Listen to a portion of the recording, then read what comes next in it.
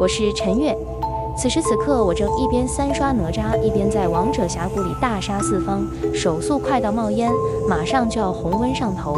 突然，一条弹窗直接糊在了我的游戏屏幕正中央，我眯着眼念出了这行字：检测到丧尸泛滥，陨石天降，蓝星即将毁灭，按下面前的 F 键即可逃离，传送至距离最近的无限列车之中。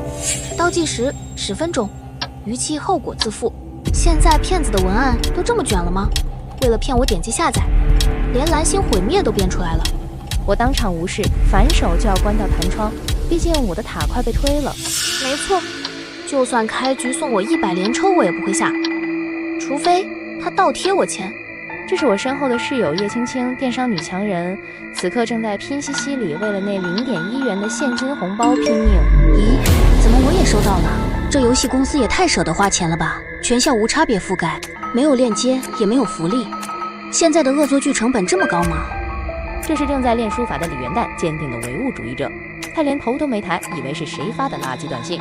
我也没当回事儿，直到上铺那个正在啃菠萝的咸鱼花椒发话了F 键逃离。嘿，有点意思，老娘还真就按了。你真有能耐，就把我带。花椒的声音戛然而止，不是闭嘴，是消失，就像被人按下了静音键。真把你带走了，你又不高兴。花椒呢？花椒凭空消失了。我和李元旦同时回头，上铺空空荡荡，刚刚还在吐槽的大活人就在我们眼皮子底下原地蒸发了。这被子上面还是温的，真没了。寝室里的空气瞬间凝固，静得可怕。叶青青的嘴张得能塞下一个鸡蛋，世界观大概已经碎成了渣渣。就在我们还在试图用科学解释这一切的时候，隔壁宿舍传来一声极度凄厉的惨叫。这声惨叫穿透力极强，不是打游戏输了的尖叫，倒像是早晨睁眼发现一只巴掌大的蜘蛛贴在鼻梁上，紧接着就无奈炸了锅。拉开门的瞬间，我感觉自己在做梦。原本乌漆麻黑的天空，现在像是洒满了数不清的白芝麻，密密麻麻的小白光点正聚在一起。而那个原本清冷的月亮，现在看起来像是一个被霉菌啃食了一半的焦糖月饼，只剩下一个角摇摇欲坠。但这还不是最恐怖的。那些是人吗？楼下的路灯把影子拉得扭曲，那些奇怪的黑影正像电影里的丧尸一样，疯狂地和学生扭打在一起，鲜血奔跑撕咬。这种极度的虚幻感让我一度以为学校在拍什么好莱坞大片。月月，那条信息是真的？现在看来可能是真的，学校那5毛钱特效做不到这么逼真。我低头看了一眼手机，刚想确认那条短信，一个女生惨叫着从我门口跑过，她身后跟着2个长得极其磕碜的东西，其中一个猛地转头，那双没有眼白的瞳孔死死锁定了我们，就像看到了自助餐开业，灵针起手直接扑了过来。快进屋！我来不及锁门，紧接着是砰的一声巨响，他在撞门。那东西力气大得离谱，直接把门撞开了。那一刻，我甚至能闻到他身上的腐臭味。那双像枯树枝一样的手臂轻轻抱起，直直地对着我的脸抓来。我脑子一片空白，本能地抄起桌上最重的东西，那台还在放动画片的笔记本电脑。去死吧你！嘣的一声，那丧尸被我的高科技物理暴击砸得倒飞出去，后脑勺狠狠磕在门框上。这电脑没白买，够硬。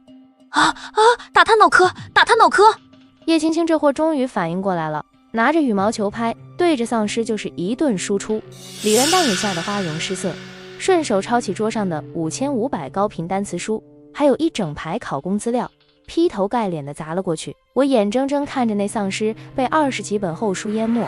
知识就是力量，古人诚不我欺。把他赶出去！我剧烈喘息着，和叶青青背靠着门瘫坐在地上。足足过了半分钟，门外那拖沓的脚步声才慢慢远去。叶青青扔掉球拍，声音发抖。刚才那是真的丧尸啊！我擦了一把头上的冷汗，心脏还在狂跳。李元旦的声音微弱：如果这一切都能对应上，那刚刚花椒按下 F 键消失，现在的他是不是已经到了那辆所谓的无限列车上？李元旦刚说完，突然宿舍楼外面的扩音喇叭响了，是副校长的声音：同学们，由于不知情原因，校园出现了大量不知名怪物，已经有多人受伤。大家待在安全地方，不要外出。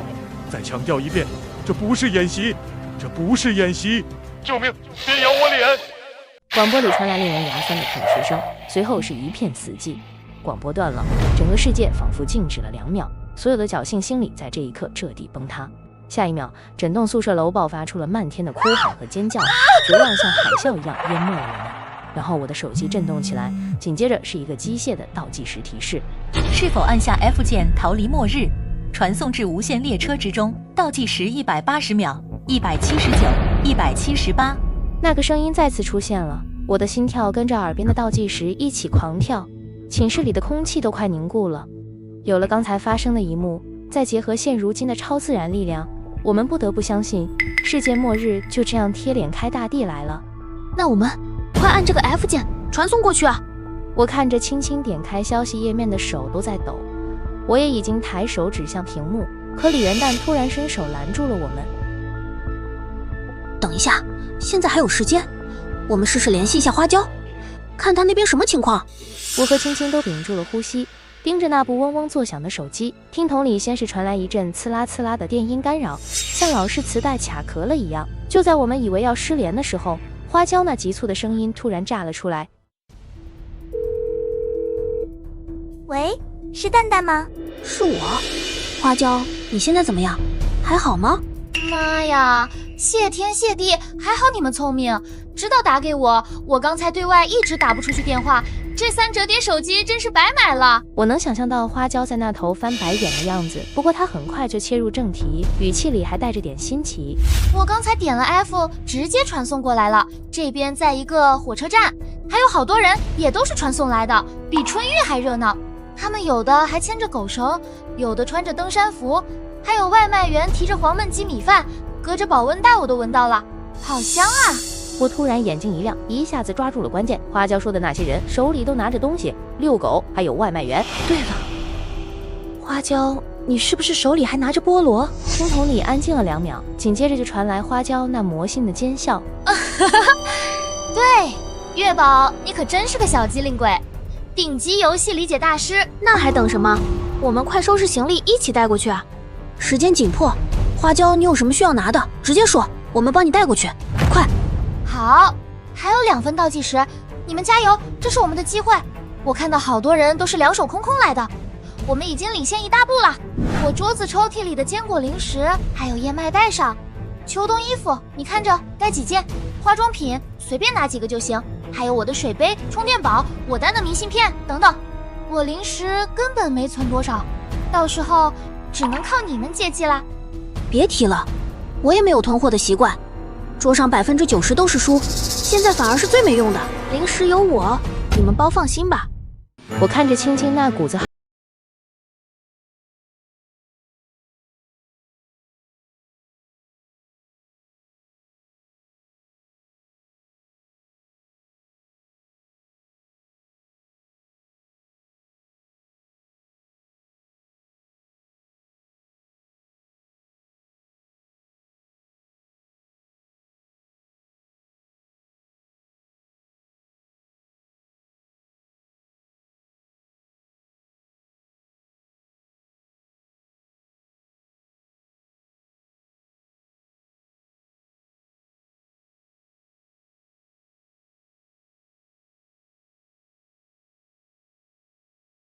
居然还有墨水字帖。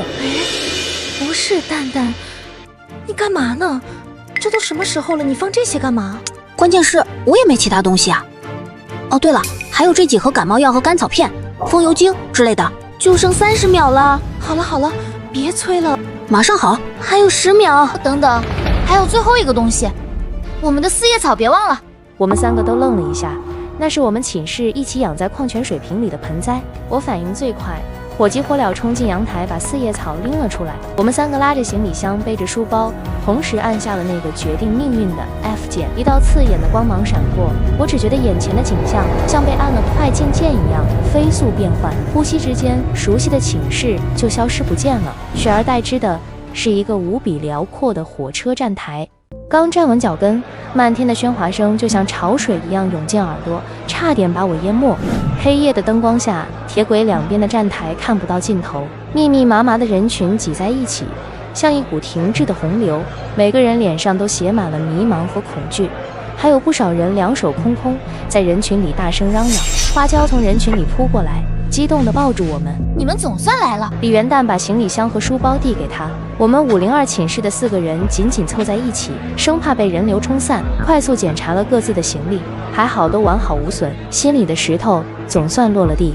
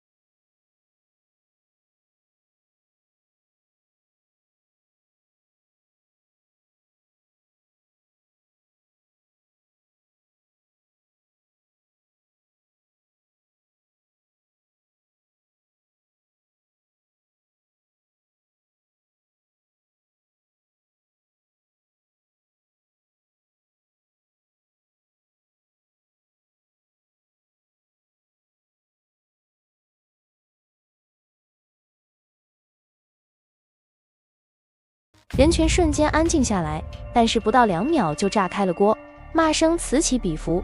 但骂归骂，所有人都下意识地摸出了手机。漆黑的站台上，密密麻麻的手机屏幕亮起来，没手机的人面前居然也凭空出现了个数字屏，看得我心里直发毛。我赶紧点开短信，一眼就看到了座位信息，抬头跟他们仨说：我是5号车厢，01座位。我是5号车厢，02座位，咱们挨着。我是03， 04在此。我们4个对视一眼，都从对方眼里看到了惊喜。虽然不知道这座位是按什么排的，但至少我们没被分开。周围也陆续传来不少惊喜的喊声，看样子大部分人都和熟悉的人坐在一起，夫妻、同事甚至仇人都凑一块儿了。看样子应该是按熟人划分的，这个安排还算人性化一点。不过让我感到奇怪的是，我现在暂时没有看到老人小孩。我也跟着扫了一圈，站台上全是大学生、上班族和穿制服的人，真的没看到老人、小孩，连孕妇和残疾人都没有。叶青青这下是真傻眼了，难道他们没有被邀请？不清楚，说不准他们也有可能直接被邀请去体验服了。人言否？花椒的话刚说完，一声悠长又响亮的火车鸣笛声突然划破夜空，像头蛰伏的怪物醒了过来。我顺着声音看去，2道刺眼的灯光从黑暗里冲出来，列车正朝着站台慢慢滑行。这造型看着跟平常的绿皮火车差不多，但车身裹着一层淡绿色的荧光，在黑夜里看着又诡异又科幻。这个配色，还有这个造型，真的不是从阎王爷老家开过来的吗？列车已进站，各位乘客可径直进入前方的通道，任意门会直接带你到达你所在的车厢，找到自己的位置落座即可。不少人都犹豫了，站在光圈门口不敢动，生怕进去就出不来。可没等大家纠结多久，站台的广播又响了。这次的内容让所有人都慌了。距离陨石撞击蓝星还有360秒，逾期者后果自负。轰隆一声巨响，天空突然裂开一道口子，之前那些零星的白色光点越来越近，感觉下一秒就要砸到我们脸上，把成肉泥。人群瞬间炸了，没人再犹豫，都朝着光圈冲过去，嘴里骂骂咧咧，身体却很诚实。任意门的速度很快，我们4个赶紧手拉手，一起踏进光圈。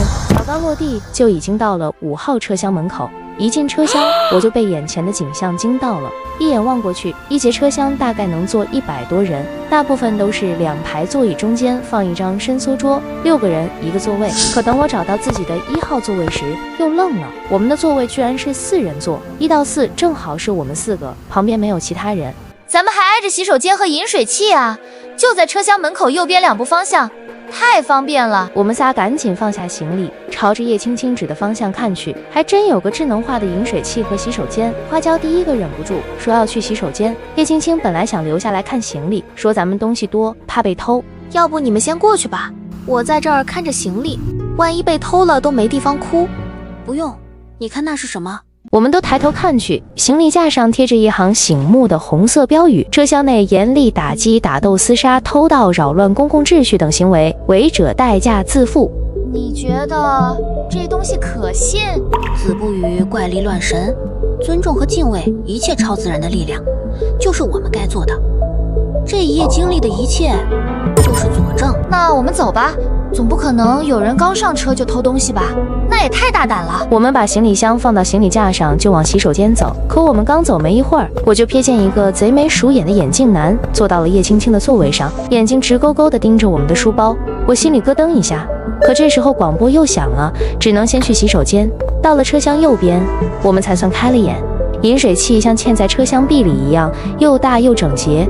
6个水阀，3冷3热，6个人同时接水都没问题。旁边的洗手间更夸张，橘黄色的装修风格，看着特别温馨。门口还有洗手池、自动卷纸机和风干机。女厕所里面居然有20个独立隔间，排得整整齐齐，根本不用排队，看得我们都以为走错地方了。啊，不是，这洗手间的构造也太豪横了吧，比我在霸总剧看的还夸张。对呀，这不应该是只有一个非常小的独立隔间吗？但这居然有20个，还是男女分厕。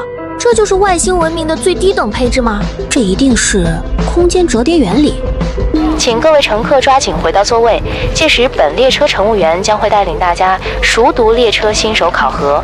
广播一提醒，我们赶紧上完洗手间，接了热水，往座位跑。刚才广播里提到的新手考核和乘务员，难道这列车上还有其他人？一般来说，列车里有乘务员、列车长、乘警、随车机械师、司机这几种职业。这个无限列车，不知道会不会也这样？那他们到底是 NPC 还是外星人？是打工人。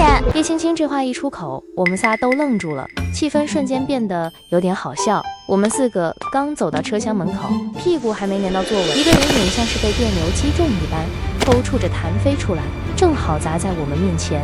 那双手鲜血淋漓，还在滋滋冒着白烟，空气中瞬间弥漫起一股焦糊味，他疼得满地打滚。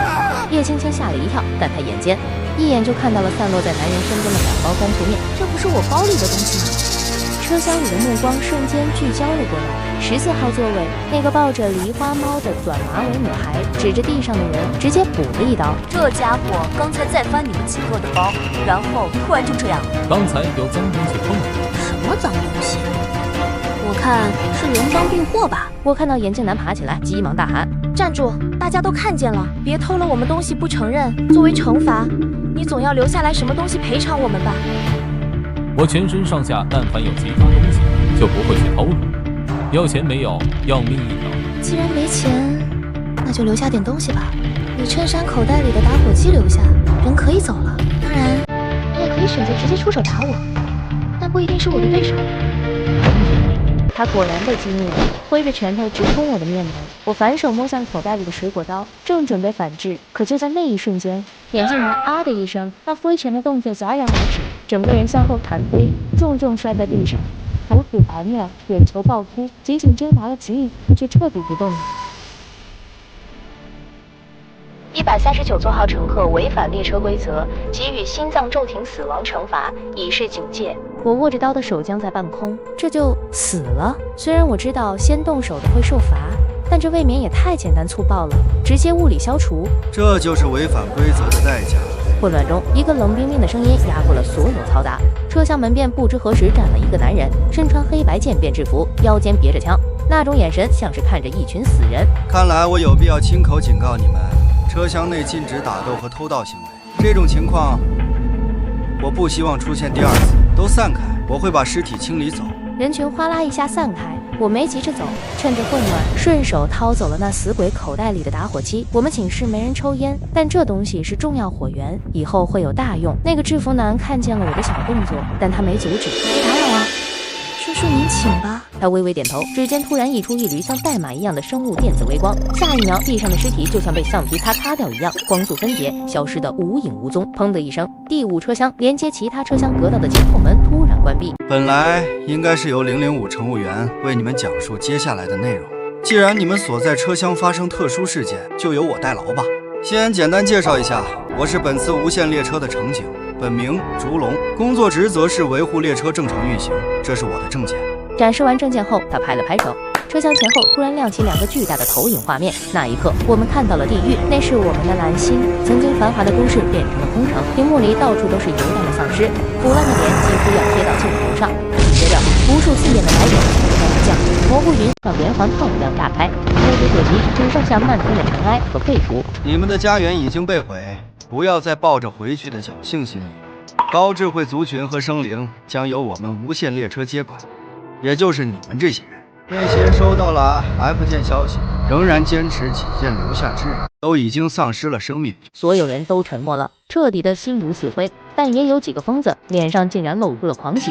所以这一切都是真的，世界重新洗牌，我们都拥有美好的未来。你当然也可以这么理解，不过在这之前，你们的目标是活下去。既然来了这里，就要遵守新的规则，适应新的环境。这条列车每隔一段时间就会抵达一个新的任务，届时你们需要先完成列车下发的任务，才能重新回到这里。你好，我没有看见老年人和幼童，他们是被保护起来了吗？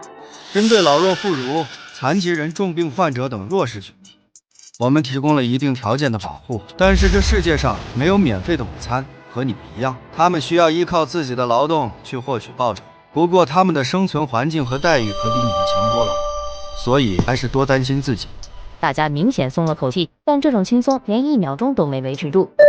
尊敬的各位乘客，下一站丧尸夜城，预计6小时后抵达，请做好战斗准备。这句话就像一颗扔进人群的手榴弹，短暂的死寂后，彻底引爆了全场。我看着有人哭，有人疯，甚至有人想跳车。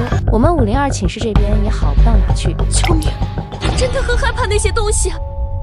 一开始进寝室的时候就把我吓死了。什么？你们过来之前遇到丧尸了？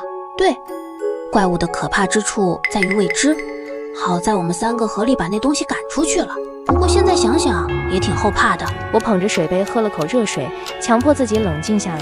烛龙刚才的话里透着关键信息，他刚才说每隔一段时间都会抵达一个新站点，也就是说这才只是开始而已，后面会有接连不断的类似副本一样的东西。你们觉得这会是无限流事件吗？什么无限流？如果把这条列车本身比作主世界，那我们接下来要抵达的新的站点或者副本就是小世界，完成任务再回到列车。作为资深末日小说游戏迷，面对这种超字符展开，我发现自己不仅没有多少恐惧，反而有点跃跃欲试。烛龙拍了2下手，那清脆的声音仿佛有魔力，让嘈杂的车厢再次安静下来。在这之前，我们会为每个人送上一份新手礼包，帮助大家应对第一次考核。就在众人还在懵逼的时候，一个脑袋上顶着数字5的铁皮家伙晃晃悠悠的过来了。各位乘客好，我是人机小五，现在我开始分发各位的礼包。这机器人动作倒是挺快，走到我们跟前，像是手搓航母一样，郑重其事地掏出了所谓的大礼包。我满怀期待地看过去，发现只有2个小礼包，1杯豆浆和1个手环。还能再寒碜点吗？所以我也想知道，为什么会是包子豆浆啊？早餐标配吗？这是根据你们东亚人的饮食文化提供的。其他邻国也同样如此，欧洲那边则是以黑麦面包和牛奶为主。好家伙，不仅分服，还有地域特色饮食包，这游戏策划还挺讲究。虽然这很地域，但一想到全球玩家开局都在吐槽早饭，我居然莫名有点想笑。小五发东西的手速很快，眨眼间大半个车厢都领到了这份早餐。那个，我晚上没吃饭，现在好饿。列车上还提供餐车服务吗？我想花钱买点。如果你所说的钱是你们那个国家的流通货币的话，它已经一文不值。从现在开始，你们每个人都是零资产者。听到这话，我转头看向花椒。作为寝室唯一的富婆，她现在的怨气简直能复活方圆10里的僵尸。我的钱啊！太好了，32000的校园贷款不用还了。没想到我才是遥遥领先的那个。没事儿，花椒，你脖子上这个金项链还有点用。乱世贵黄金，这个毕竟是硬通货，还能换点有价值的东西。是啊，掂量着这7克的分量，我果然还是天选之女。就在花椒沉浸在家里有矿的喜悦中时，元旦已经开始研究那个看起来像高科技产物的手环了。烛龙看我们好奇，就介绍起手环的使用方法。这个手环需要用个人少量鲜血激活，激活后可以查看个人信息。元旦是个行动派，烛龙话音刚落，他已经扎破了手指，血滴融入金属，伴随着微弱的数据连接声，手环自动扣在了他的手腕上。紧接着，全息投影弹了出来，像极了游戏人物面板。姓名李元旦，身份乘客，体质63，力量58，速度60，精神力100。这么高级，我也来。我也迅速完成了绑定，看着跳出来的数据，我忍不住嘴角上扬。体质64，力量66，速度68，精神力99。我的力量和速度都是略高，身体素质也还不错。这么看来，这东西类似于个人体检仪器，还挺实用的。居然这么专业的话，我猜测青青的体质可能是略低一点。不是，你跳预言家了。我这上面体质是58点，显示亚健康状态。其实也很正常，上班和学习占据我们大部分人的时间，又缺乏科学的锻炼，可以说很大一部分群体都是亚健康状态，也不必过于担心。对啊，早上一个淋巴肉包子，中午一份防腐鲫鱼汁饭，晚上喝杯色素饮料，再盖上黑心棉被子，充实的一天下来，你这健康指数不掉才怪。那我这9块9买的50包干脆面你还想吃吗？别介啊，青青姐，我错了，孩子以老实求放过啊。别闹了，正事要紧。除了青青的体质略低，其他指标都还正常吧？力量、速度正常，精神力96点。哇，我这个高哎！体质62，力量60，速度61，精神力91。报告完毕，请寝室长指示。好吧，就现在来看，我们4个人各方面指标都在正常范围之内，精神力却普遍偏高，都在90以上，这是我们的优势。不过这个精神力指的是什么？没等我们讨论出结果，烛龙那个没有感情的解说机又上线了。如大家所见，这个专用手环记录着你们的4维属性：体质、力量、速度、精神。这些指标正常情况下都是60点。叔叔不对啊，我的力量是71点，也显示是正常。这是男女生理差异造成的。成年男性的正常力量指标是70点，女性是60点。到这话，我们4个集体沉默了1秒。虽然有点不爽，但不得不承认这设定很科学。不慌，我们全员精神力90以上，优势在我们，盘他。当然，万物讲究阴阳调和，女性的优势在于感性思维和共情能力高，所以精神力略强，正常指数是70点。至于精神力，这是一个复杂的概念，我只能告诉你们，它是意志、信念、情感、学识、经历的一种集合体统称，同时它也是你们打开新世界大门的钥匙。等你们自行体会就明白了。新世界的大门指的就是异能吗？是你刚才清理尸体施展的奇特能力？是异能，也是超越平凡标准的能力，被称为超凡者。每一个成为超凡者的人，都是突破了自身基因限制的古墓，也就是在座各位。好一个超凡者，还真是富人靠科技，穷人靠变异啊！我看着手环上那逼近满值的精神力数据，心里那种玩游戏通关的预感越来越强烈了。这把好像真的能赢。混乱过后，车厢里的气氛反而沉淀下来了。毕竟有了目标、异能，这群刚才还寻死觅活的人，现在眼里都冒着绿光。站点即将抵达，这个世界的规则和新事物需要你们自行体会。我不再过多阐述，如果有机会，或许我们还会再见。这话说的像是临终关怀，还没等谁挽留，这大叔直接原地消失，比魔术还魔术。这么快？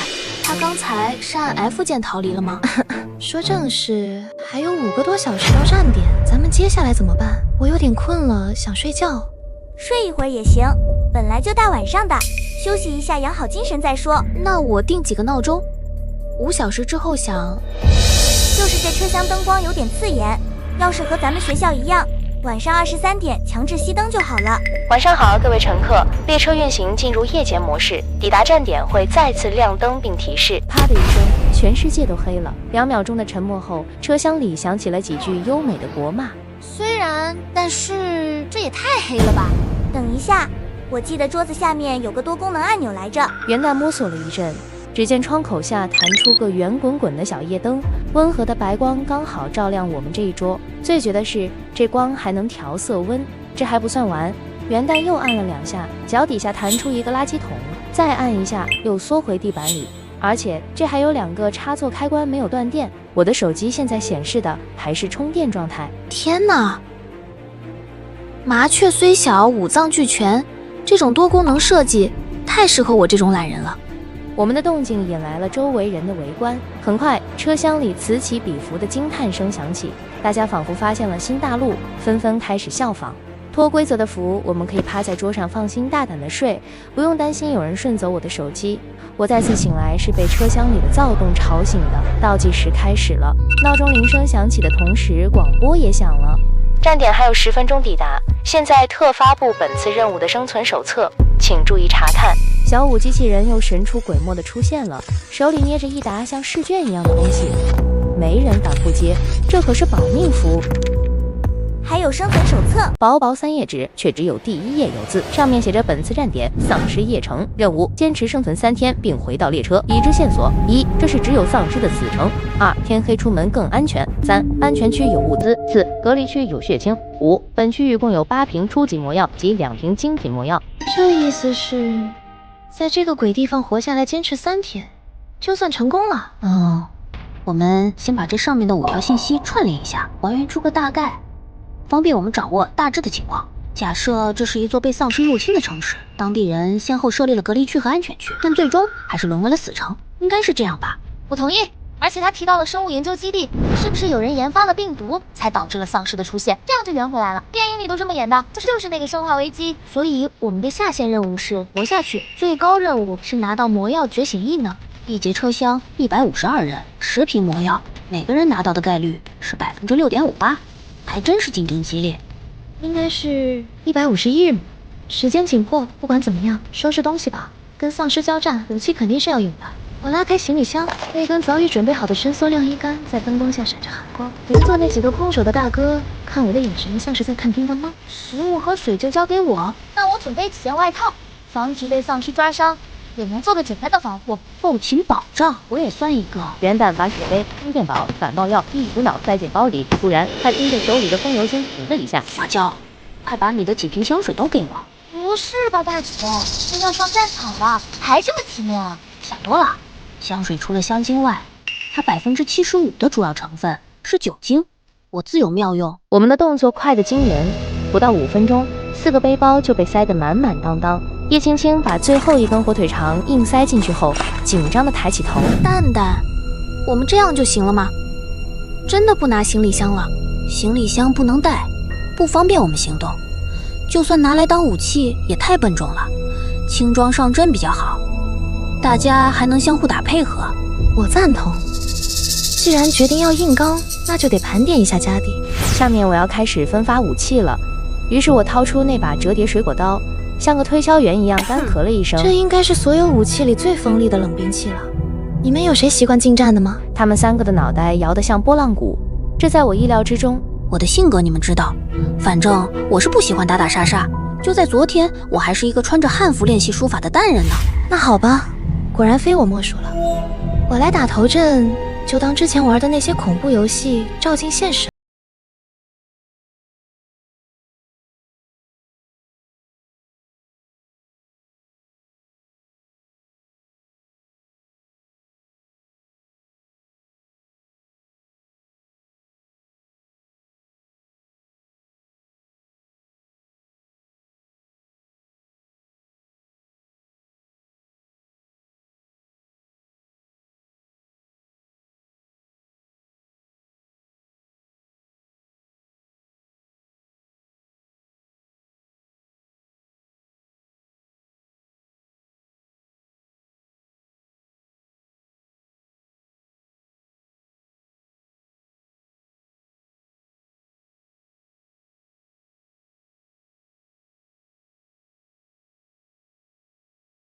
玩具宫，所以我买了物美价廉的儿童玩具宫，9块9包邮，还免费送了我6支弓箭和贴纸。买都买了，我就顺手带了过来。空气凝固了3秒，我接过那把弓拉了一下，竟然还挺有劲。但好歹是个远程的，最后还是带上了，说不定能有大用。软胶制作的箭头，果然是儿童玩具，杀伤力接近于0.2米之外，捅破1层窗户纸应该也不难。你私底下练过吗？练习了5天，准头还是有的，而且我视力好着呢。我的眼睛就是尺。箭头有磨损，很难杀敌，但是我觉得上面的软胶可以点燃。在面对一些特殊环境，应该可以尝试火攻。太好了，那我先收起来，随时准备出手。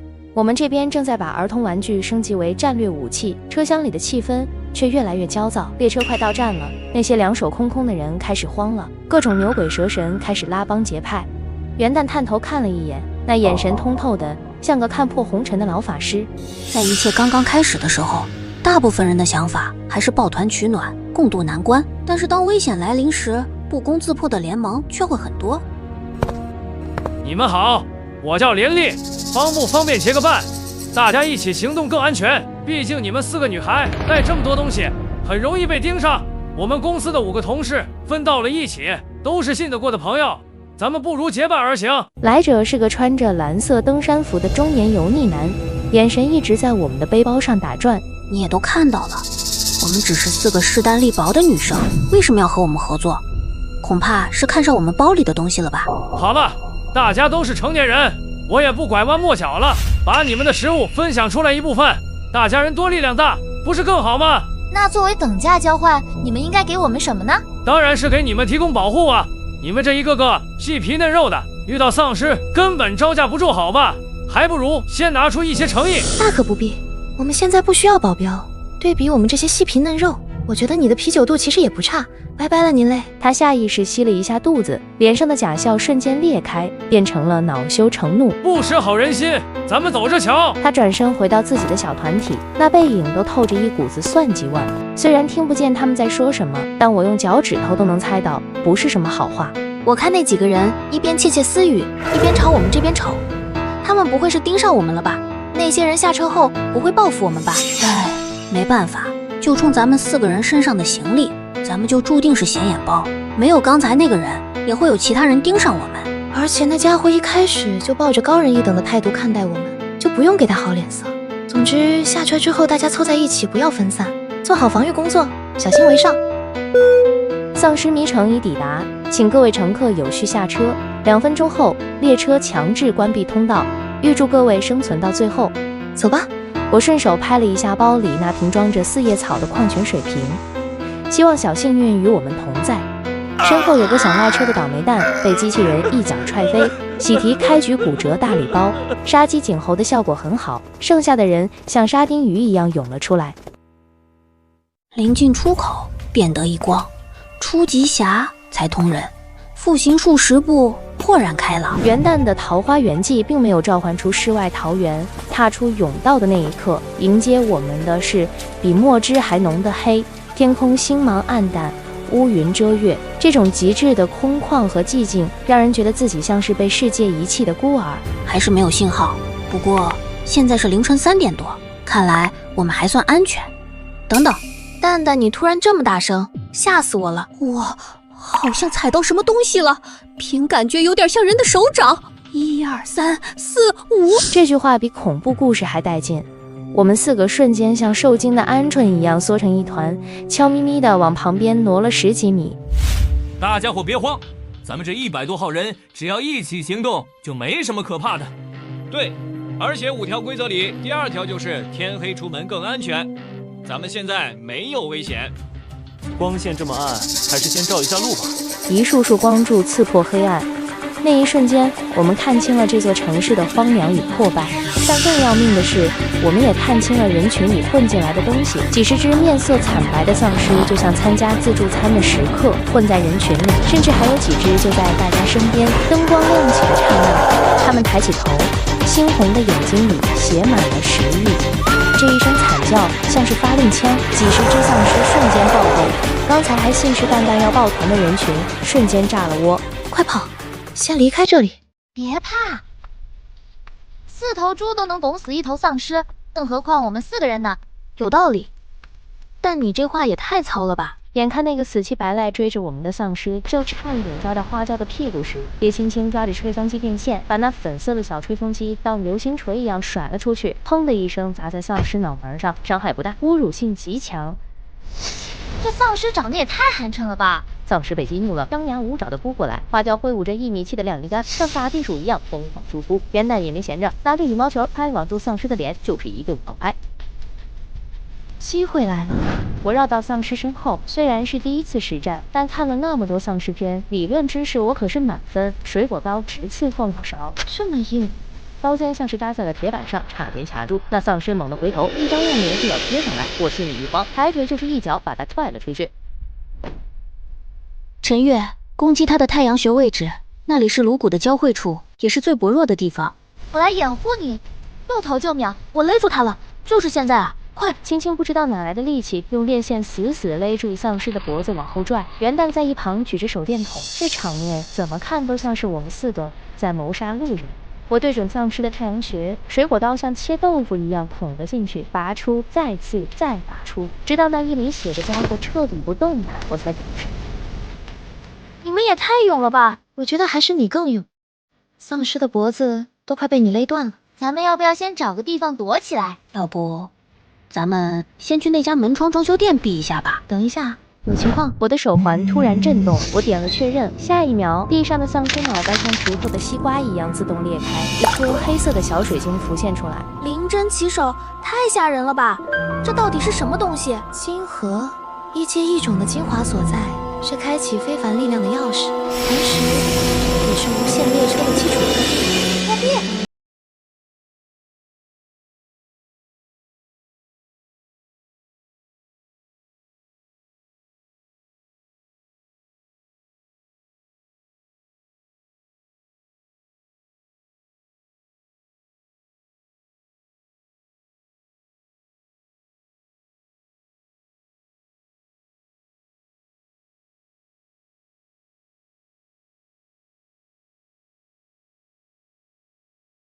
装修门店里面是不是有那些电钻、锤子、角磨机什么的？那我们刚好可以升级一下装备啊！对，这就是我的想法。青青，你的粉色吹风机实战不方便，还有陈约的水果刀，太危险了，近距离很容易被丧尸咬到。我赞同陈月，你和丧尸照面打的时候，我都害怕你下一秒被扑倒，太吓人了，我都替你捏了一把汗。我倒是觉得水果刀用着挺刺激的，零距离、快准狠的暴力美学，懂吗？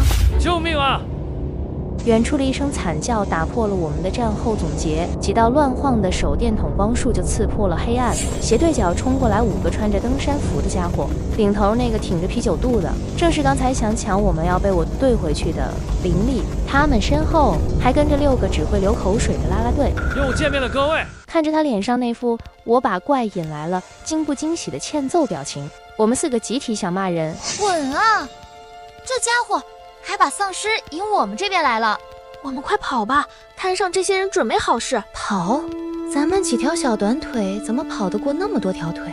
既然他们想玩阴的，那我就陪他演一出大戏。下一秒，我影后附体，打开手电筒，故意照亮刚才杀丧尸时染红的右手手腕，一边狂奔一边发出凄厉的哭喊：“各位大哥，快救我！我不想死啊！”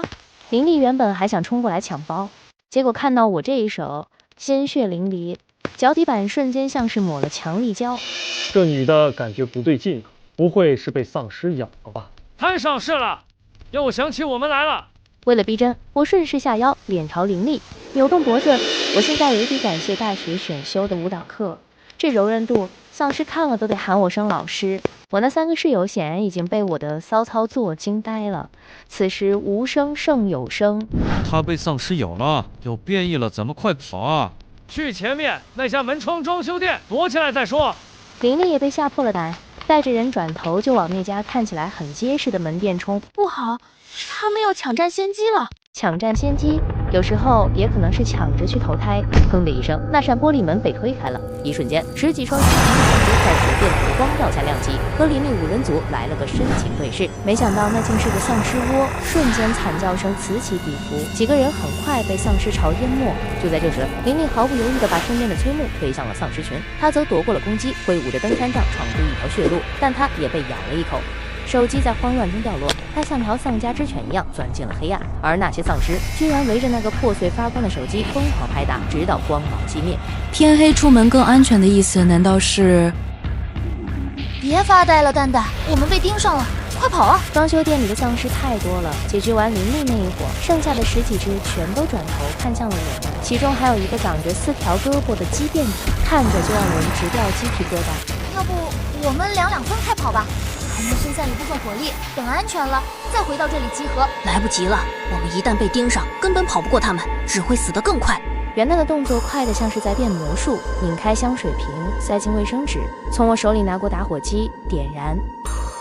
那瓶价值不菲的高奢香水在空中划出一道优美的抛物线，砸在丧尸群里，蓝色的酒精火焰冲天而起，1米多高的火墙瞬间充斥了前排的丧尸。好，我们趁乱钻进了拐角的小巷，回头一看，诡异的一幕发生了，那些丧尸竟然没有追我们，而是对着那团火焰拳打脚踢，黑火的飞蛾。我知道了，丧尸对光源敏感，大家先熄屏，不要乱跑。听到这话，我们迅速关掉所有光源，蹲在黑暗里，大气都不敢出。丧尸在我们附近转一圈，慢慢远去。果然，一旦没了光，那些丧尸就像断了网的机器人，左右晃悠了几下，愣是没发现近在咫尺的我们。好像还真是啊。蛋蛋，你怎么发现的？既然是新手考核，我觉得生存手册没必要骗我们。天黑出门更安全，肯定有一定道理。直到刚才林立手机掉在地上，吸引了丧尸攻击，才让我意识到是光源问题。我说刚才丧尸好像对我特别热情，原来是冲着我的3折叠手机来的，真是可恶啊！难道有钱也是一种罪恶吗？刚才是我鲁莽了，真没想到那个装修门店藏了一窝子丧尸。那咱们现在怎么办？就这样藏到天亮吗？不太好，天黑是我们的优势，太被动的话迟早会被淘汰。那要不然我们试试打游击战？什么意思啊？就是以我力量悬殊的情况下，我们先从小的开始，逐个击破。黑暗中我看不到他们的脸，但我能感觉到那种默契的电流在空气中滋滋作响。那就来吧，就像你刚才说的那样，4头猪都能拱死一只丧尸，更何况我们4个人呢？盘他！很好，4票全过。游击小分队准备出发，做好准备。燃起来了！叶青青猛地想要站起来，结果还没帅过3秒，又趴回了地上。哎呦，脚蹲麻了。集美们，距离天亮还有2个小时，大家开始行动吧。元旦调整了一下呼吸，他小心翼翼地捂住手电筒的半截镜头，只露出一抹散乱的光晕。在这漆黑的死城里，这束光是我们唯一的眼睛，也可能是引来死神的诱饵。先慢慢来，防止在路上碰到其他丧尸，安全为重。我们像4只警惕的猫，默契的抱团，借助微弱的灯光摸索前行。突然，元旦注意前方有人。来不及多想，手电筒熄灭的比快门还快。那2只刚准备加班营业的丧尸，显然被这闪现搞懵了，在黑暗中陷入了沉思。我们趁机远遁。等等，刚才那2只丧尸，咱们配合一下，应该也可以拿下吧？可以是可以，但没必要。大街上打斗很容易吸引其他丧尸。我们现在的当务之急是看能不能找到密闭空间，升级一下装备，再逐个击破，这样更安全。就比如那个地方。太好了，居然是便利店，我们有救了。小心点，我们先观察里面有没有丧尸。准备好，3、2、1，开盲盒的时间到。一张惨白的脸几乎是贴着玻璃门尖叫起来，要是普通人早就吓尿了，但我可是恐怖游戏通关达人。我反手拉住把手，隔着玻璃门跟他来了个深情对视。这里面好像就他一个呢。借着光，我扫视了一圈店内，货架空得像我的钱包，冰柜和收银台也被洗劫一空。这是蝗虫过境了吧？这么凄凉，大家脸上写满了失望，但元旦的眼睛却亮了起来。有用的，那些就是我们的武器。柜台上孤零零站着几瓶高度白酒，那是简易燃烧瓶的原材料。还有呢，那个铁锅可以背起来，当做防御盾牌用，就不用害怕背部受敌了。那几个生锈的铁锅虽然造型土了点，但不得不说这很实用。你们还真是一个比一个物尽其用。大家拿好武器，准备行动。等一下，第一次面对丧尸的时候，我们没有经验和对策，这次先商量好再行动。正所谓打蛇打7寸，这次所有人一起攻击丧尸太阳穴位置，那个位置是E点，也是骨缝的交汇处，是致命弱点。不错，丧尸的后脑勺和前额跟盖了盔甲似的，太坚硬了，很容易让人吃亏。我看过的丧尸电影和电视剧也都是攻击丧尸头部，这是有什么说法吗？因为从生理学角度讲，脑干控制躯体，支配一切身体活动，破坏了中枢神经，就等于这个人彻底完了。很好，原理懂了，就让我这个川渝暴龙会会他吧。行动开始，我猛地推开门，门板重重地撞在丧尸身上，把他推向货架。嘿，关门打狗！花椒一个跳劈，亮一杆精准命中，丧尸刚倒地，叶青青那把粉色吹风机就塞进了他嘴里，物理消音。我紧随其后，水果刀精准刺入太阳穴，不到5秒结束战斗。不好，快跑！还没来得及庆祝，死角的仓库门突然被撞开，居然还有隐藏怪，2只丧尸像疯狗一样冲了出来。你们不用管，我来对付这个。我当机立断推倒2排货架，把那只穿着理货员制服的丧尸压在下面，而另一边一只黑长直女丧尸已经扑向了元旦。你不要过来啊！花椒怒了，手里的晾衣杆舞得虎虎生风，直接把那一头黑长直打成了波浪卷。居然敢和我留一样的发型，去死啊你！我来。青青这丫头是懂配合的，顺手抄起垃圾桶就套在了男丧尸头上，丧尸丢失视野。接下来就是花椒的个人秀，晾衣杆噼里啪啦的敲在垃圾桶上，听着都疼。我这边理货员丧尸刚从货架下爬出来，迎接他的就是我刚缴获的铁锅底。这一锅叫红太狼的愤怒。这一锅底扇得他脑瓜子嗡嗡的。元旦和青青冲过来，抬着一台空冰箱，直接把这家伙挤在了墙角。我们来压住他，趁月底收割。我手起刀落，送丧尸归西。另一边，花椒也结束了战斗。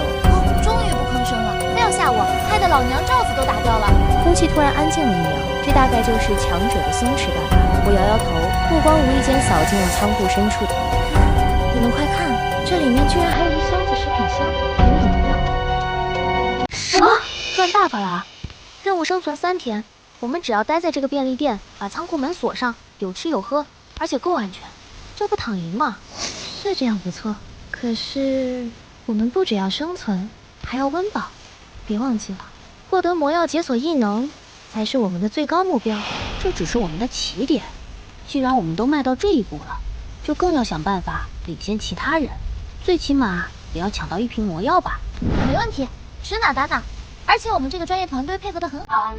现在我看到丧尸都觉得眉清目秀了，这该死的适应能力。你们说的对，所以刚才打倒的3只丧尸，我已经收集完他们的晶核了。现在的我可能已经成为了世界首富。听到首富2个字，我们3个整齐划一的倒吸一口凉气，然后同时伸出了罪恶的小手。你现在不是了。我们3个相视一笑，紧张的气氛瞬间得到缓解。这一架打下来，大家的肾上腺素都快烧干了。就在我们准备蹲下来喘口气的时候，传来花椒的咳嗽声。花椒只是想找个地儿坐，结果竟成了个人形吸尘器，被厚厚的灰呛得像得了肺痨。还没等我笑出来，另一边正在翻箱倒柜的叶青青突然发出了尖锐爆鸣，这一嗓子把我们3个的心脏都吓停了半拍。奶奶的，居然是过期食品！我们3人一头黑线。我随手翻了2个面包，捏了捏，硬的能当砖头砸人。看来这座城市确实是荒废太久了，面包6个月的保质期都过了，再加上这屋里的灰尘，不会留下什么好东西。好，这么玩是吧？把我们当小日子整呢？这个应该有用。元旦手里拿着一张大红色的纸，像是什么应急通知单。这张单子上面有丧尸的传播途径、表现症状，还有病变时间。署名是市生物基地办公室。上面怎么说？我们凑过去，在这个没有网络的世界，这就相当于攻略书了。由于城市信号塔和安防系统损毁，很抱歉，通过无人机投放这样的方式来告诉大家该如何有效自救。跟我们想的一样，丧尸病毒是通过血液传播，咬伤、抓伤都会感染。而且这上面说丧尸病毒8个小时后才会入侵大脑神经，居然不是立马尸变。感染症状是前3个小时身体未冷，没有行动能力，主要表现是急性发烧、咳嗽、流鼻涕。阿气，这个喷嚏来的太是时候了，简直精准塔点。我们3个瞬间弹开，惊恐地看向叶青青。看我发现了什么？我在最下面扒拉到了2袋还没过期的压缩饼干。不愧是你。我们迅速瓜分了压缩饼干和淀粉肠，吃饱喝足，安全感虽然回来了点，但危机感也随之而来。咱们接下来去哪？我可不想面临坐吃山空的那一天。这背面印了生物研究基地的地址，还有城市最佳路线图，刚好离我们这里比较近，先过去看看吧。你怎么知道离我们近？刚刚在来便利店的路上，我注意到了街上的路牌，这才确定了我们的位置。南阳路刚好最上面也能看得到。当然，我还有个不成熟的想法，既然这个城市分为隔离区和安全区，总共就那么大点的地方，那生物研究基地应该会有我们需要的魔药吧？不错，本着就近原则，我们也要过去闯闯。就算没有魔药，找到抗毒血清也是好事一件啊。那现在出发吧，天快亮了，我可不想被一群师兄师姐追着跑。说干就干，元旦扔掉了那把光荣牺牲的羽毛球拍，换上了平底锅。叶青青和花椒更是把铁锅背在胸前，我也试着背了一下，果断选择放弃。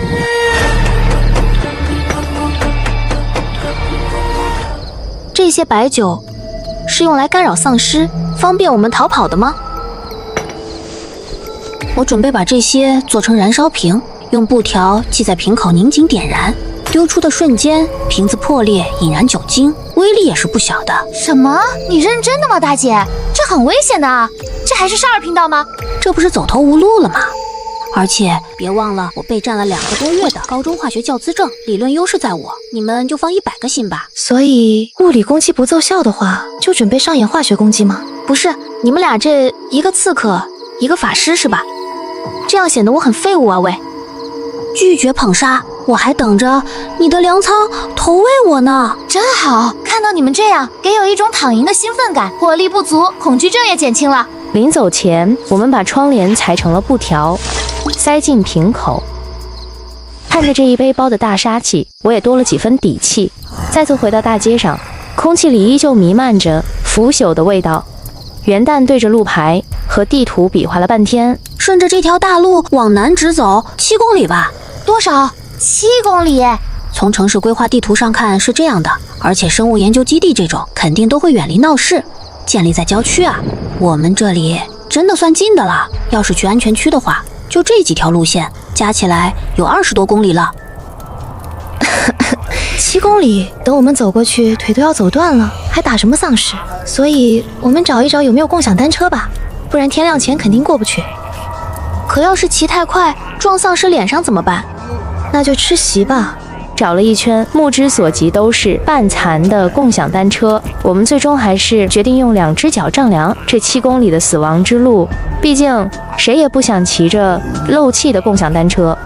在丧尸堆里玩杂技，我打着手电筒，光亮调到萤火虫屁股一样微弱，走了半小时，结果一看地图，不到1公里，前面突然传来一声汽车鸣笛，紧接着2道大灯光柱像探照灯一样扫了过来。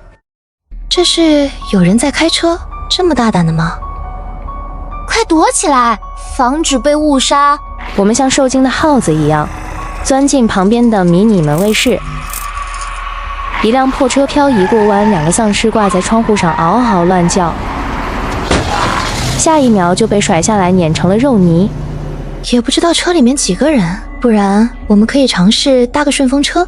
还没等我想好怎么拦车，那车就作死把自己완卡住了。车灯和鸣笛就像是在开演唱会，四面八方的丧尸粉丝热情地冲了上去。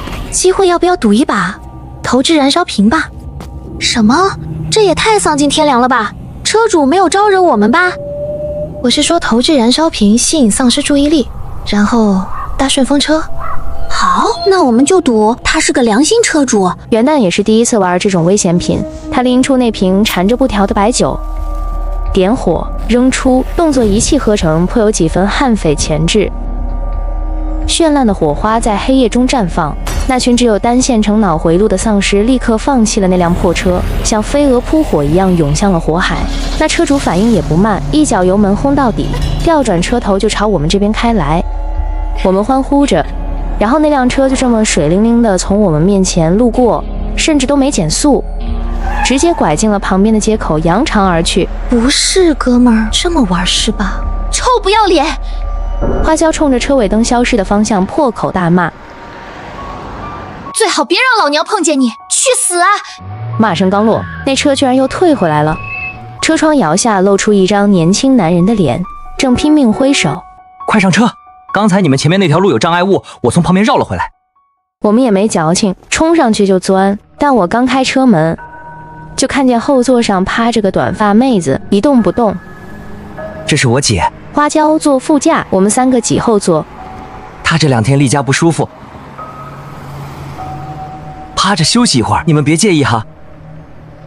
青青过来，和我一起坐副驾驶吧，不然你们太挤了。好。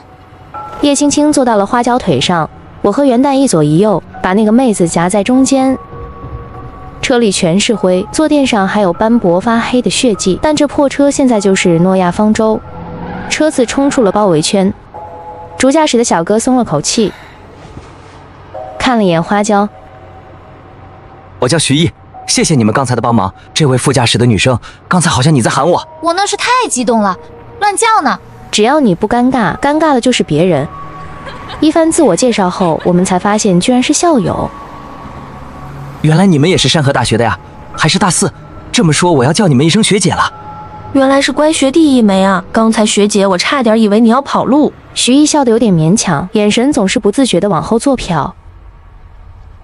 元旦早就看穿了一切，这是去生物研究基地的方向吧？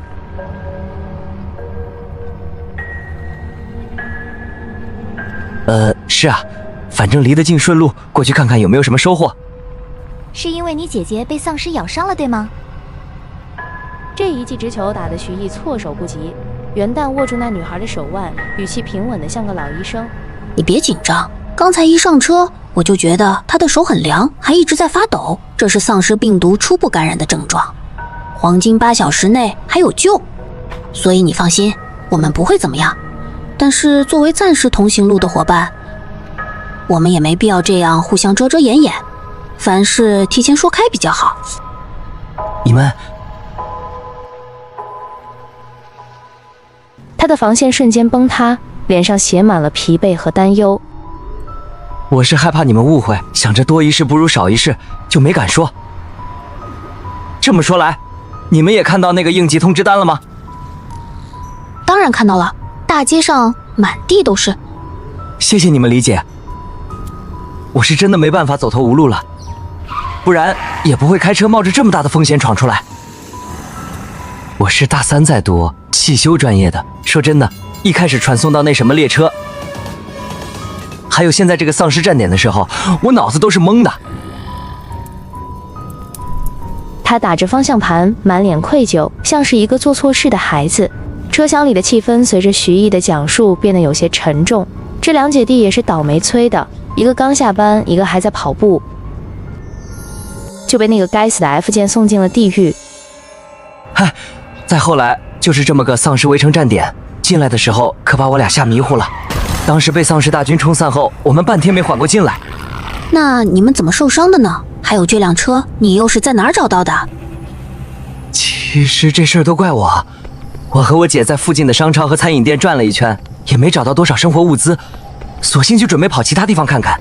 我又刚好学的是汽修专业，就想找个代步工具，最后还真让我在加油站找到了这辆还算完整的。结果好巧不巧，在发动车子的时候引来了附近的丧尸，我姐为了掩护我，就被丧尸抓伤了。当时我人都傻了，我拉着她二话不说开车跑了。再然后就是你们看到的我了。我和元旦对视一眼，比起他们，我们这种只有轻微擦伤的队伍简直是欧皇附体。怪不得会在那里碰到你呢，感情我们也算是殊途同归了。你们也被丧尸感染了？误会了，我们的意思是咱们都是奔着生物研究基地去的，毕竟找到抗毒血清的话，相当于提前打预防针了。那太好了，人多力量大。但是我还有个问题，我也会开车，按理来说这座城都废弃好几个月了吧，车停在那里长时间不打火，电瓶亏电严重，很难再启动吧。那只能说他碰到我了。我当时把车前的引擎盖打开，用加油站的工具扳手拆掉了电瓶里的负极压，刚好这辆车还有汽油，然后就能重新打火了。原来如此，看来你这专业没白读。4位学姐，你们是一个班的吧？学的是什么专业？这个问题一出，车厢里的空气瞬间凝固，我们4个面面相觑，脸上写着4个大字：难言之隐。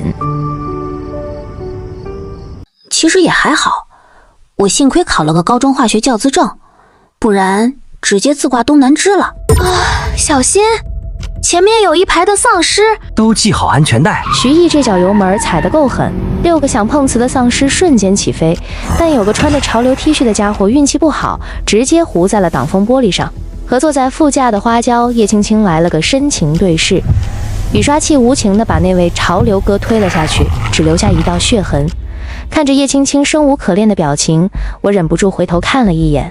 可惜了，果然丧尸受到头部致命伤才会死，不然我们开车也能捞一大笔。捞什么？晶核吗？那东西太难搞了，我和我姐2人合力才干掉一个身残志坚的丧尸，就那儿还差点受伤，就没敢再冒险了。随着第一缕阳光刺破黑暗，我们终于看见了郊区的样子。我摇下车窗，窗外是一片片荒凉。天亮了，我们这是到郊区了吧？荒废的农田，但在那些角落里，绿油油的小麦苗正倔强地生长着。这种生机勃勃的绿，简直让人想把它们全部打包带走。这么多农田荒废，太可惜了吧？那块地种上小麦，旁边种花生，还有红薯、大豆也安排上，等等。农田水渠的那些农舍瓦房，再养些鸡鸭。天哪，简直不敢想象有多幸福。种花加血脉觉醒了是吗？有一说一，如果爆发末世的话，农村确实比城市更适宜生存。那确实，就连我平常玩游戏也喜欢种田和基建。哈哈哈哈，祖国有你们，我就放心了，我等着吃就行了。醒醒，新地图马上就到，该去打怪升级了。说实话挺羡慕你们的，一路上说说笑笑，还能互相打趣。我要是也有几个这样的知心朋友就好了。嗨，也许还没有碰到呢。不会再有了。从小到大，我的朋友都是阶段性的，即使有，也不会是那种可以打闹的知己。哎，那如果我说，其实我们4个一开始也是各过各的，互不打扰的那种关系呢？甚至还爆发过几次矛盾。我大概率不信。哈哈哈哈哈，是真的，而且是一起外卖引发的惨案，你敢信吗？啊！我们4个相视一笑。记忆的闸门一旦打开，那段黑历史就像潮水一样涌了出来。那是一个风雨交加的夜晚，不对，是大2开学的一个普通夜晚。花椒提议吃大餐，结果海鲜大咖变成了集体食物中毒。李元旦慌着打120，我忙着报警，而花椒则把导员折腾的半夜跑来照顾我们。还有叶青青，她在走廊里的阴暗爬行，至今仍是这栋楼的都市传说。对不起大家，这事算我头上，以后再也不会点海鲜大套餐了。没事，只能怪我们运气不好，估计是吃到在核污水里游的虾兵蟹将了。我也没关系，我只关心商家的赔偿。对了，咱这个可以医保报销吧？可以报销，加上商家赔偿，我可以换一台新的游戏本电脑了。我再给你买个无声键盘吧。什么意思？字面意思，你每天晚上打游戏太大声了，经常把我吵醒。那你还天天不丢垃圾呢？昨天该你值日，为什么不拖地倒垃圾？寝室在5楼本来就不方便。我拖过地了。青青在宿舍阳台洗衣服，把寝室地板滴得水到处都是。这我洗衣服是因为李元旦写墨水字，洒了我一身黑水。我洒墨水是因为晚上没睡好，叶青青，你晚上呼噜声太大了，我忍1年了都，再忍下去成忍者神龟了。所以你是故意的？不，我是有意的。哪怕是在挂吊瓶，我们的战斗力依然爆表。停尸房爆改菜市场，连护士都不敢进来换药。直到秦市长李元旦发话，于是坦白局开始了。这之后，我们4个的关系突飞猛进，好的能穿1条裤子似的。往事不堪回首，但回首全是笑点。那次之后，我们反而成了无话不谈的铁磁。毕竟，连彼此最狼狈、最自私的一面都见过了，没有什么是不能包容的。到了。随着徐一把方向盘打死，回忆结束，车身猛地一顿，停在了一堵爬满苔藓的围墙下。眼前这座生物研究基地像个垂死的老人，矗立在荒废的农田中央。总算到目的地了。我和元旦拎着铁锅下了车，徐毅正把一条毛毯盖在他姐姐身上，那女孩还在发抖，脸色惨白的像张纸。他安顿好姐姐后，打开了后备箱。我把加油站旁边能用的东西都捡走了，说不定哪个就派上用场了。这个我用的最顺手，能攻能防。他挑了一把撬棍，挥舞了2下，居然有点练家子的味道。看中了一个黑色的摩托车头盔，我想借一下这个，用来防身。可以，本来那个是给我姐准备的，但她现在用不上。这里的东西你看着顺手的都可以拿。那我不跟你客气了。我戴上头盔，护目镜一扣，再换上防油手套，手里握着一把能捅穿钢板的钨钢螺丝刀。我看了看玻璃倒影里的自己，这哪里是大学生，简直是废土特工。我们5个人都装备好，贴着墙根像贼一样绕到了大门口。破烂的铁门大开着，铁丝网上挂着破布，腐肉混合着干尸的味道扑面而来，这比鲱鱼罐头还要上头100倍。那栋混凝土剥落的5层大楼就在眼前，我凑近玻璃门往里一看，我带头冲进院子，穿过几棵巨大的梧桐树。那栋混凝土剥落的5层大楼就在眼前。好家伙，开派对呢！目测10多只丧尸，这还只是1楼啊！这也太多了吧！就因为我们是第一批来的。没事，风险是我们的，机遇也是我们的。话音刚落，前台那7个穿着行政服的丧尸就像看见了爱豆的私生饭，整张脸怼在玻璃上疯狂抓挠。我们好像忽略了一件事，现在是白天，丧尸的攻击欲望更强烈了。放到晚上，他们根本看不到我们。那咋办？化被动为主动吧，先放出来一批。我说3、2、1，一起左右闪开，然后蛋蛋你和青青再守住门，别让其他丧尸冲出来。好。3、2、1。2只丧尸摔了个狗吃屎，我左手螺丝刀直插眼窝。徐毅把另外2头丧尸当成西瓜。你侯爷爷在此。我转头一看，花椒简直疯了，晾衣杆卡住丧尸的嘴。我们动静闹得太大了，门后面又聚集了4头丧尸。哎，别忘了收金盒。解决完几个丧尸，5个金盒到手，我顺手丢给徐毅一个。找血清要紧，开门，这次直接冲进去一起上。好。徐毅一马当先，撬棍直接抡翻2个。元旦和青青这对铁锅2人组也找到了节奏。蛋蛋，双锅合力。长发女丧尸被2只铁锅夹击，身体抽搐，吐出胆汁后倒地。叶青青蹲下身挖进河。另一边，我和花椒也搞定了剩下的2只。一路平推，我们的金盒资产正式突破2位数。学姐，咱们接下来去哪儿？看着徐毅那颤抖却兴奋的手，我知道这个临时小队算是彻底磨合成功了。我嘴角上扬，带头冲进了接待区。刚进门，我们就收到了一份见面礼。2个掀翻的沙发下压着一个穿医护服的寸头丧尸，看到我们，他那张狰狞的脸就像是被踩了尾巴的狗，叫的那叫一个凄惨。哟，居然是被镇压的丧尸吗？没关系，姐姐帮你解脱呀。可恶，别吃独食啊你！这里难道有人提前来过了吗？不可能啊，我们开着车过来的，没有人会比我们更早了。如果有其他人的话，1楼的这些丧尸应该已经被清理了才对，特别是这个落单的沙发店丧尸。那可能是我想多了。好了，我们上楼看看吧。叶青青美滋滋地塞好刚挖出来的金盒，跑了回来。1楼这里看着像行政办公区，血清应该在实验室里面吧？于是我们几个蹑手蹑脚地爬了2层，推开那扇全是血糊的钢化玻璃门。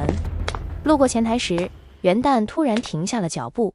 等一下，这里有5层楼的布局图 ：F1 行政区 ，F2 生物解剖室实验室 ，F3 食堂物料间 ，F4 和 F5 研发室和生物中心。元旦掏出手机拍了照，不愧是寝室长，这脑子就是好使。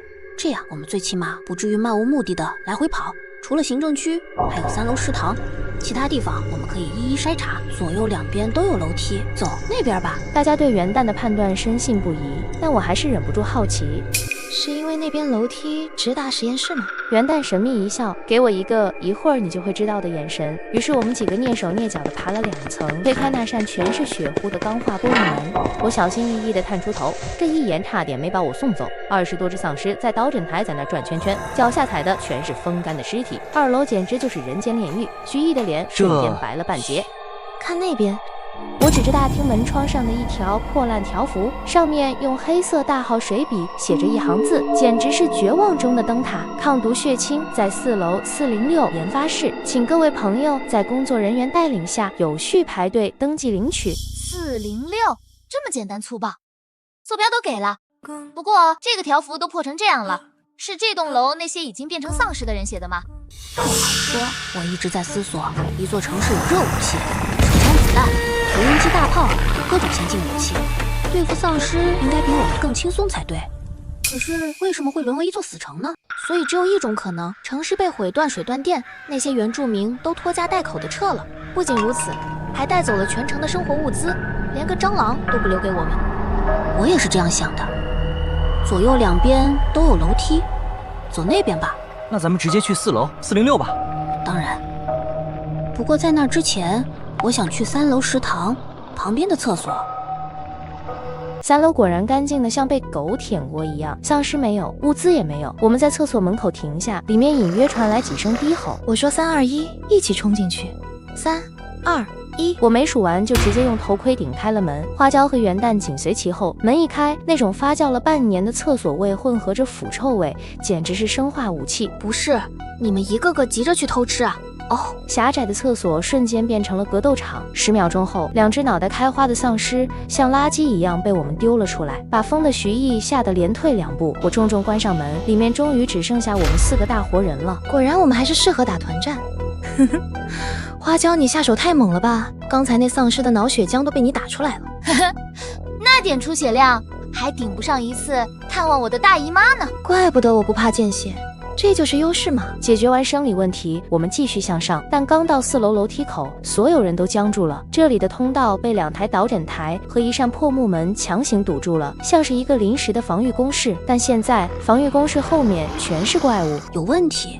问题很严重。元旦爬到导诊台后面，透过门缝往里看了一眼，瞳孔瞬间缩成针尖大小。走廊上密密麻麻全是穿着白大褂的科研服丧尸。最要命的是，这些家伙手里居然还拿着手术刀、镊子，他们一歪一扭地游荡着，手里的金属在昏暗中闪着寒光。目测30只左右的丧尸，这绝对不是我们能应付的。怪不得这里会被堵上，太吓人了。不仅如此，他们还人手携带武器，单凭我们几个根本不可能无伤取到抗毒血清。那我们还能过去吗？尝试一下智取吧。你把手机定一个1分钟后的闹钟，就放在木门前面，测试一下他们的反应。如果可以引开，就最好了。好。徐毅手抖着定好了闹钟，把手机轻轻放在导诊台上。我们5个撤回到楼梯过道，隔着10几层台阶，屏住呼吸等待。时间1分1秒过去，空气安静的能听到心跳声。突然，一阵充满魔性的歌声打破了死寂。事实证明，这首歌选得太好了，好到连丧尸都觉得尴尬。悠扬的铃声响彻整个走廊，离得最近的2只手术服丧尸路过，看都不看一眼，仿佛那手机是空气。整整1分钟，除了我们5个，无人在意。真的被孤立了？这不对吧？我们晚上走夜路，发出声响的时候，那些个丧尸明显有反应的。可能因为是白天原因，或者他们进化了。有毒吧？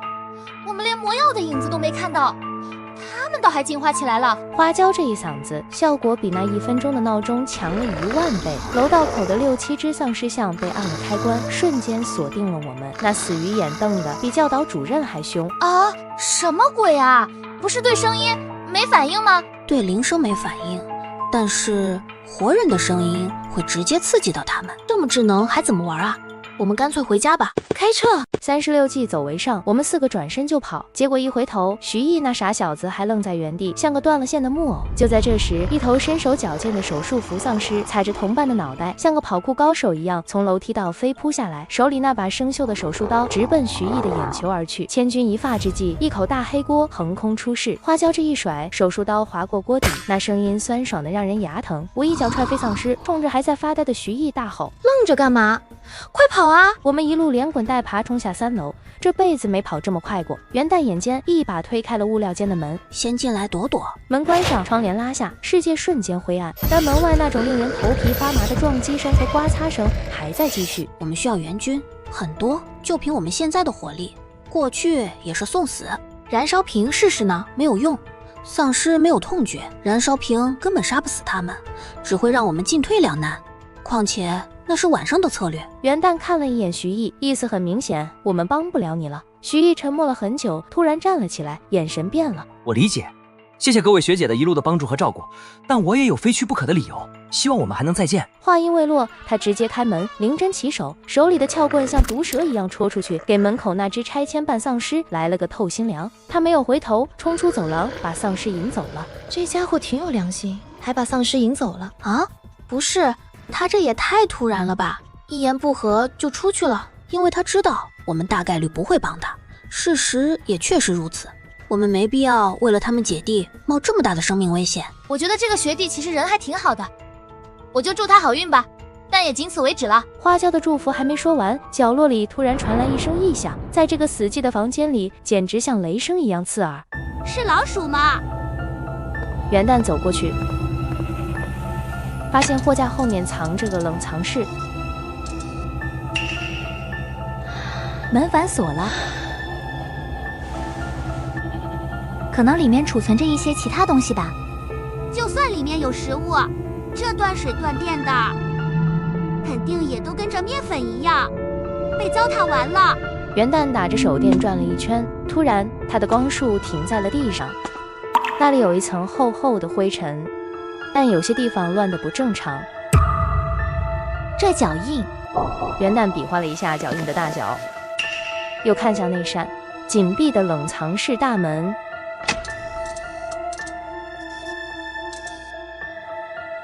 我感觉他背上的汗毛都竖起来了。怎么了？刚才应该就是老鼠吧？里面有人，不止一个。这句话像一桶冰水浇在我头上。我摸了一把门把手，是干净的，贴近门缝，甚至能听到里面压抑的呼吸声。走吧，外面现在安全了，我们去其他地方看看。我故意提高声音，我们4个像没事人一样离开了物料间，直到走出很远，心跳还没平复。怎么了？又有新发现吗？门把手上没有灰尘，地上还有很多其他人的脚印。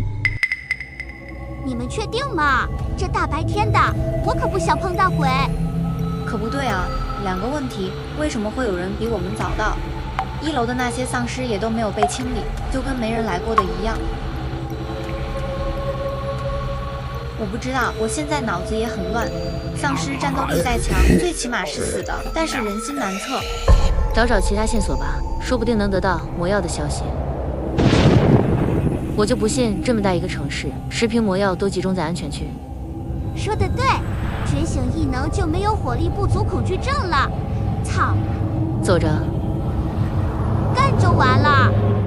我们找到了一个新的落脚点，一间破的只剩4面墙的仓库。元旦正拿着那张被我们翻烂了的地图，进行着福尔摩斯式的推理。你是说所有人随机传送？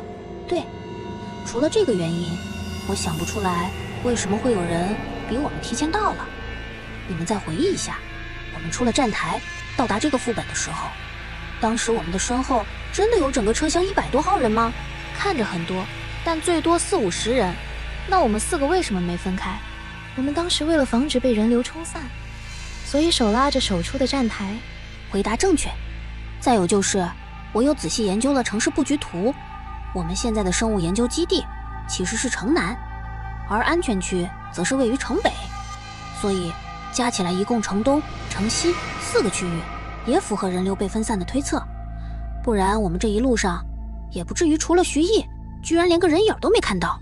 那传送到安全区的那批人运气是真好啊，干脆把魔药送给他们好了。不，我觉得风险和机遇是相对的。安全区听上去油水很多，但是如果传送过去的人特别多的话，竞争比我们还要激烈。也是，那我们现在的进度相比较其他人，应该算是领先吧？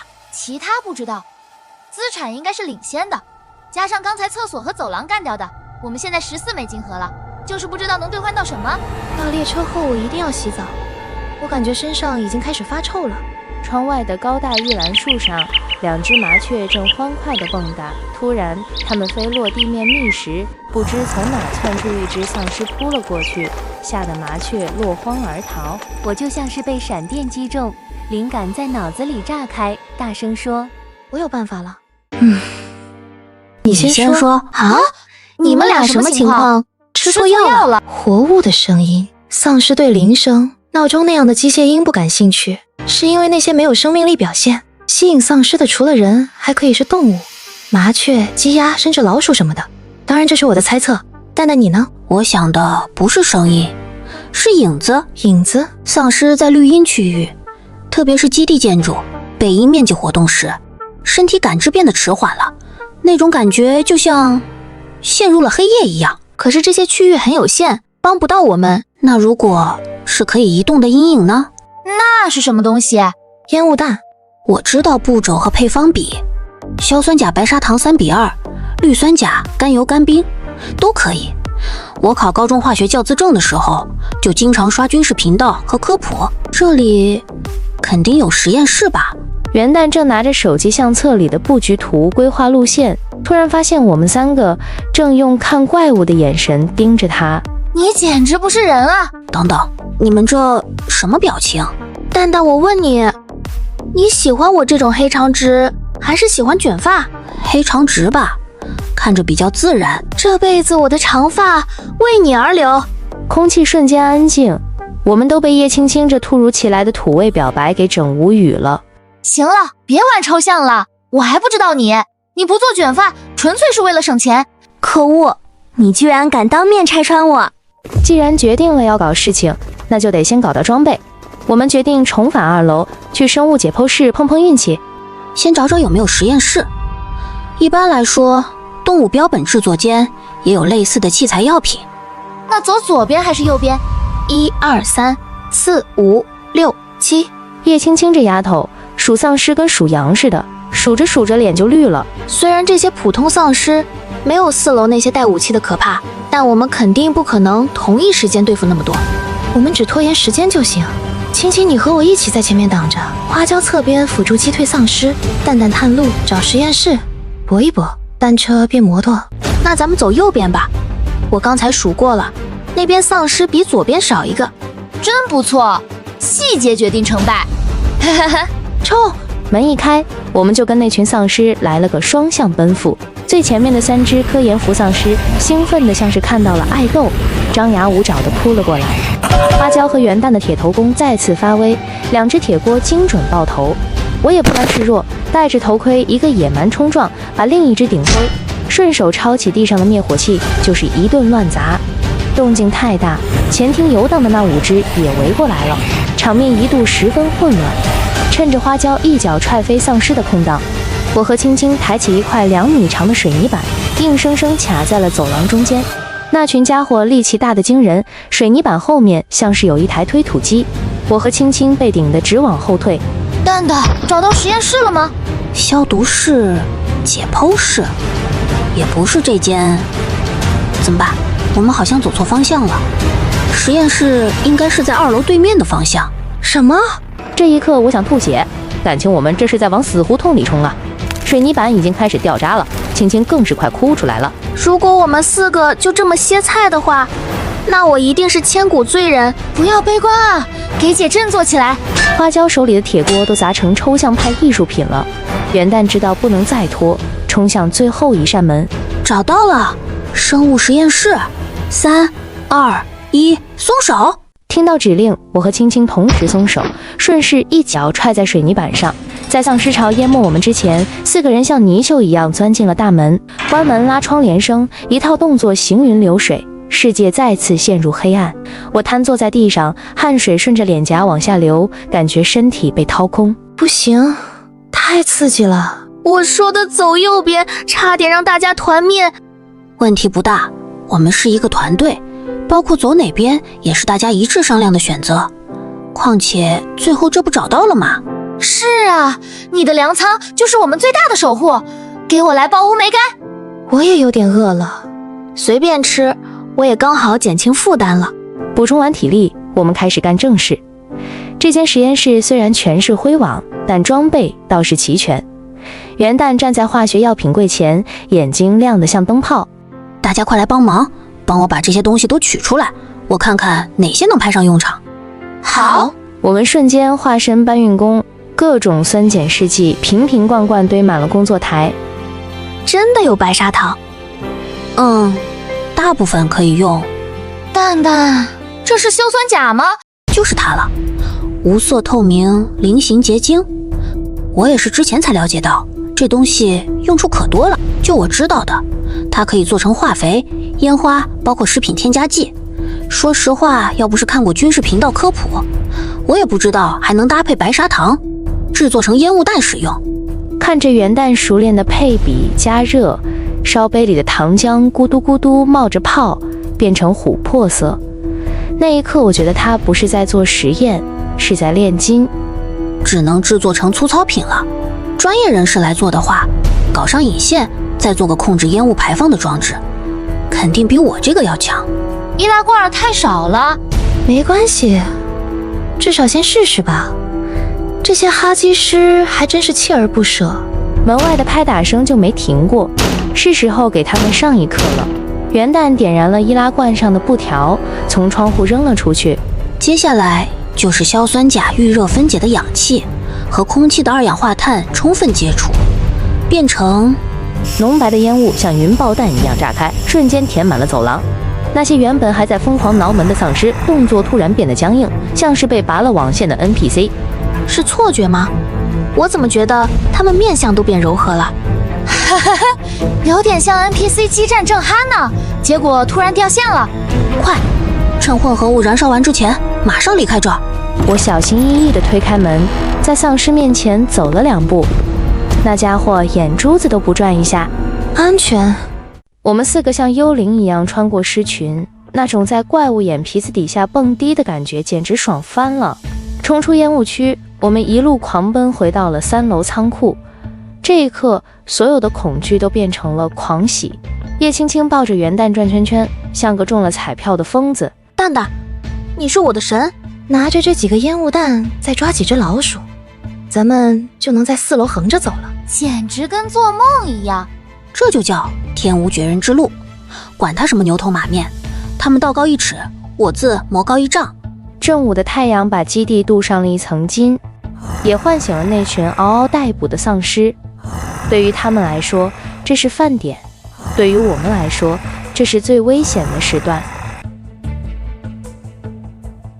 妈耶，这都快下午1点了，突然有点犯困了。话说，咱们什么时候行动啊？纵观目前局势以及我们现有火力，初步判断，咱们上夜班是最安全的。但我现在最担心的是，随着时间推移，等到晚上基地情况会更乱，或者抗毒血清有可能被其他人捷足先登。那还等什么？我们趁现在快出发吧，反正现在也有烟雾弹了。我赞同，敌暗我明，我们没有退路了。而且我向来喜欢掌握主动权。这时候，门外传来急促的脚步声和熟悉的喊声：“学姐，你们还在吗？”在这儿呢。你喊那么大声，生怕别人听不到是吧？不会啊，整栋楼除了我们还有其他人吗？而且我有重大发现才来找你们的。徐毅像献宝一样掏出一张掉漆的钥匙卡。这个，还记得我出门后追击我的那个丧尸吗？我利用楼梯口优势把他摔下了楼，结果意外发现了这东西。你们看上面还有标志：406生物研究室机械钥匙卡。这小子不仅单杀了丧尸，还搞到了任务道具。后来我找到了尼龙绳绑自己身上，从3楼的空调外机壳和窗户外沿一步步往上爬，来回折腾了1个小时，才摸透了那个406研究室。原来是加密防盗结构。我还尝试了一下想翻窗进去，结果所有空间都是堵死的，所以要是没有这个钥匙卡开门，根本进不去。看着满身灰土的徐毅，我们4个都愣住了。这家伙为了救姐姐，居然还是个蜘蛛侠。看来里面的东西真的很重要，不然也不会特别封锁起来。真是天助我也啊！现在东风也不缺了。但是问题是，那层楼的丧尸大军，我们怎么解决啊？看得出来，你真的很急。我当然急啊！我姐距离变成丧尸满打满算也就剩40分钟了，所以还有没有补救的办法呢？好不容易拿到关键线索，我不甘心就这样放弃，就过来找你们了。江湖救急啊，拜托了。看着他那双快急哭的眼睛，我干咳了一声，和姐妹们交换了一个眼神。哦，某种程度上来说，我们2拨人也算是双向奔赴了。现在出发吧。啊？真的吗？那咱们现在去4楼？不，是去抓老鼠。总之你别管那么多，时间有限，懒得解释，无条件跟随我们的脚步就行了，帮你们姐弟2人一个不少。收到。接下来的半小时，我们把食堂翻了个底朝天，关门、封路、围堵，一套连招下来，一只刚从面粉袋里钻出来的老鼠被徐毅当场拿下。我去，总算是抓住了。这抓老鼠真是比打丧尸都费劲，到现在才抓到3个，还抓吗？应该够用了，再抓下去，我昨天的饭都要吐出来了。出发吧，我们带你们在4楼横着走。好。我们5个人趴在4楼楼梯口，简易护栏后，像等待冲锋的士兵，反方向丢出去，越远越好。包准的。徐毅这一下扔的那叫一个准，直接砸在丧尸脸上。受惊的老鼠四散奔逃，那群丧尸就像看见了自助餐开席，瞬间乱成一锅粥。原本密不透风的防线裂开了一个大口子。就是现在，爬过去。我们翻过障碍，正式踏入4楼，看门牌号顺序，直接去406。左侧走道还有5只拦路虎，我掏出易拉罐，点火，扔出，浓白的烟雾瞬间笼罩了走廊。我们几个紧贴着，大摇大摆地穿过狮群，穿过烟雾。406的大门就在眼前，那是一扇银光闪烁的钢铁门，光看那质感就知道，没钥匙就算拿炸药都不一定能炸开。甲级安全防盗门，这是铝合金打造的吧？感觉是那种专门存放绝密资料和安全档案的保密大门，子弹都打不穿的那种。所以直接上钥匙。门开了，一股冷气扑面而来，房间阴暗干冷，但那个闪烁着备用电源灯光的制冷柜简直就是圣光。我打开冷柜，白雾散去，果不其然，10只红色的玻璃管静静躺在那里。太棒了，我们就算被丧尸咬也不怕了。从上楼到现在不到3分钟，而且没有和丧尸正面接触，就这么轻松拿到了，跟做梦一样。那是因为之前的打开方式不对，现在找到切入口后，就像探囊取物一样简单。不是，那我先走了。别管我们了，快去救你姐啊！大恩不言谢。徐毅刚把门拉开一条缝，一只大脚就迎面踹了过来。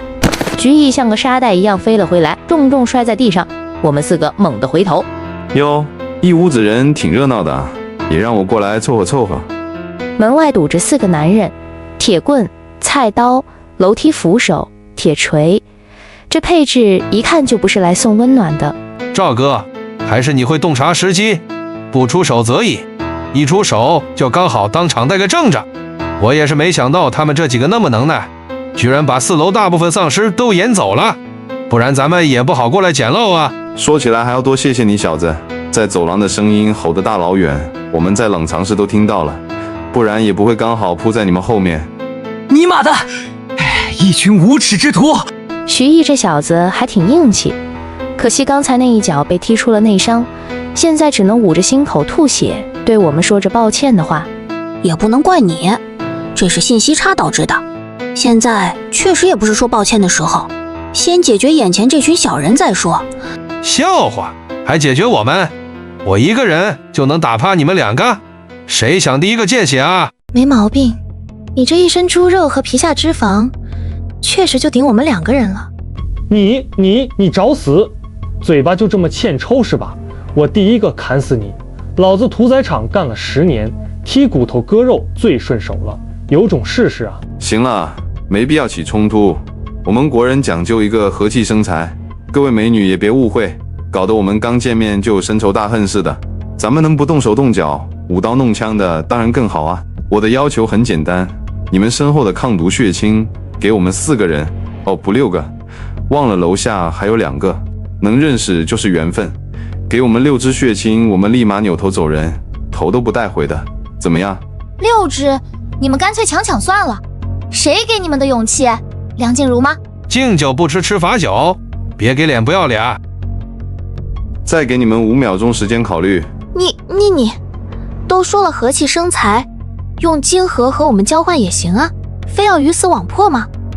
我们就算是死了，也不会让你们好过的。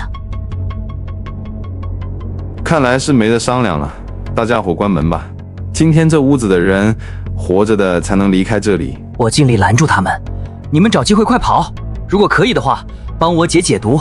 徐毅像头受了伤的狼一样冲了上去，但双拳难敌4手。那个地中海胖子挥着菜刀就朝我们砍来，我侧身闪过那把要命的菜刀，趁他重心不稳，一脚踹向了他作为男人最脆弱的地方。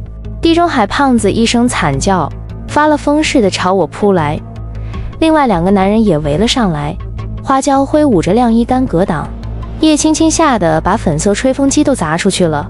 徐毅那边更惨，没2下就被打趴在地。我给你脸了，敢和老子斗，废物都给我上！蛋蛋，来了！你们不是想死吗？我成全你们！元旦这个疯子摔碎了备用白酒，点燃了地上的烂布，酒精火焰瞬间窜起。赵顺成和胖子吓得屁滚尿流，转身就去开门。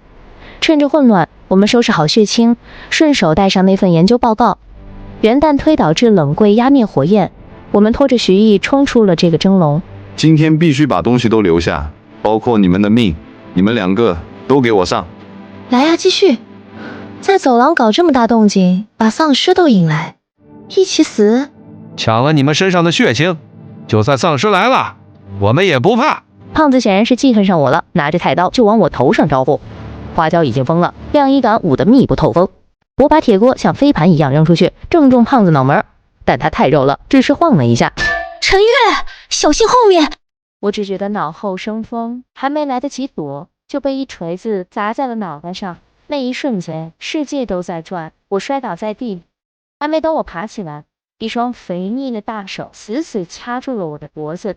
胖子那张狰狞的脸在我眼前放大。陈月，不要啊！我掐死你，掐死你，让你跟我作对！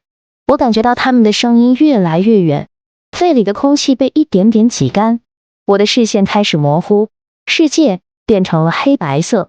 不知怎么想起了我小时候被亲戚教唆掐死小鸡的那一幕，我拼尽最后一丝力气在口袋里摸索，冰凉的螺丝刀就是我最后的救命稻草。我不知道哪来的力气，螺丝刀狠狠扎进了胖子的脖子，大动脉破裂的瞬间，温热的血喷了我一脸。那死胖子掐住我脖子的手终于松开了，我猛吸一口气，像是从水底浮出水面，然后1下、2下、3下，直到胖子的脖子变成了一个血窟窿，我才停手。地中海胖子绝望地倒在血泊里，眼神里满是不甘。我站起身，擦了一把脸上的血，居高临下地看着他。杀你比杀鸡简单多了。胖子的惨叫声戛然而止，像个破布娃娃一样砸在地上。那一瞬间，空气都凝固了，就连准备拼命的花椒举着晾衣杆的手都僵在了半空。赵顺成那张虚伪的脸终于裂开了，他盯着地上的尸体，又盯着我，像是看见了鬼。怕了吗？很好。我颤颤巍巍地站起来，甩掉螺丝刀上的血珠，随手撩了一下耳边的碎发。你们看我干什么？只是衣角微脏罢了。胖子说白了就是个莽子，死不足惜。看你的样子也脱力了吧？我们也算不打不相识。你这样2支血清打发我们算了，不然对大家都没好处。他踹了一脚旁边的徐毅，眼神里全是算计。就算不考虑你自己，也为你的朋友想想吧。运气也不是每次都站在你那边。运气如空穴来风，捉摸不定。但我也知道，越努力越幸运。拖了这么长时间，我们的援军也终于来了。仿佛是为了印证我的话，走廊两端响起了密集的脚步声和嘶吼声。刚才的动静太大，整栋楼的丧尸都闻着味儿赶来了。操！赵顺成骂了一句，转身就跑，比兔子还快。不用管他们，我们也跑。好，学姐，你们不用管我，大难不死必有后福，咱们下次再见。还没等我们要个联系方式，这小子直接翻过栏杆跳了下去。转眼间，丧尸大军已经抬过了胖子的尸体。我们一路狂奔，但绝望的是，很多门都是锁死的。别慌，我来开路。进这间屋，这扇门开着。我们在包围圈合拢的前一秒，钻进了一间昏暗的实验室。叶青青一屁股坐在地上。妈呀，这下又被堵住门了。没关系，实在不行还可以用烟雾弹引开。退一万步来说，被咬伤也没事儿。怎么样，有没有好受一点？问题不大，休息一下就好。等等，我包里好像有碘伏和消毒棉，咱们去生物研究室的时候，我把还能用的都带走了，包括一次性口罩，还有些乙醇溶液什么的。灯光下，花椒上药，这一刻温馨的不像末世。我真没事，身体没事，那心理方面呢？听说第一次杀人都会有恶心呕吐的征兆，你感觉怎么样？看着花椒担心的眼神，我凑到他耳边微微一笑。我感觉超刺激的。咦，也就那样，其实跟杀丧尸真没什么区别，我们只是在面对外来侵害时自发做出的一种身体保护机制罢了，甚至人比丧尸可怕多了。这倒没错，那4个人，准确来说连畜生都不如的家伙，死不足惜。我呸，也是让我第一次见识到末世下的人性了。元旦正在翻看那本抢回来的研究报告，突然一个清脆的声音打破了宁静。妈呀，又爆装备了！这是，你们看，这里它上面说上级军队提供的魔药，除去消耗还剩3瓶，被他们放在了2级备用电源日照充足的地方。若是有后来者曲血清看到这里，可凭借此保险箱钥匙前去寻找魔药。太好了，是异能的消息，我们马上有救了。异能、魔药，这2个词像电流一样击中了我们。我眉头一皱，琢磨着那句谜语，被他们放在了2级电源日照充足的地方。我和李元旦四目相对，答案呼之欲出，是天台。是天台。我们一行人来到天台，我做了一个疯子才会做的决定，用水果刀划过手腕，鲜红的血珠渗了出来。陈月，你自杀干嘛？不要啊，没有你我怎么活啊，小主。叶青青这反应，不知道的还以为我当场抹了脖子。我一把推开他那张哭丧的脸，我力道控制的刚刚好，擦破皮而已。不是，你疯了？我是疯了，我不想这样唯唯诺诺的躲下去了。我想赌一次，感染病毒，然后用魔药激发异能。我知道这很疯狂，但不管赢面还是很大的。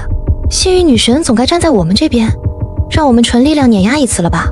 这次我来当这个冲锋陷阵的人。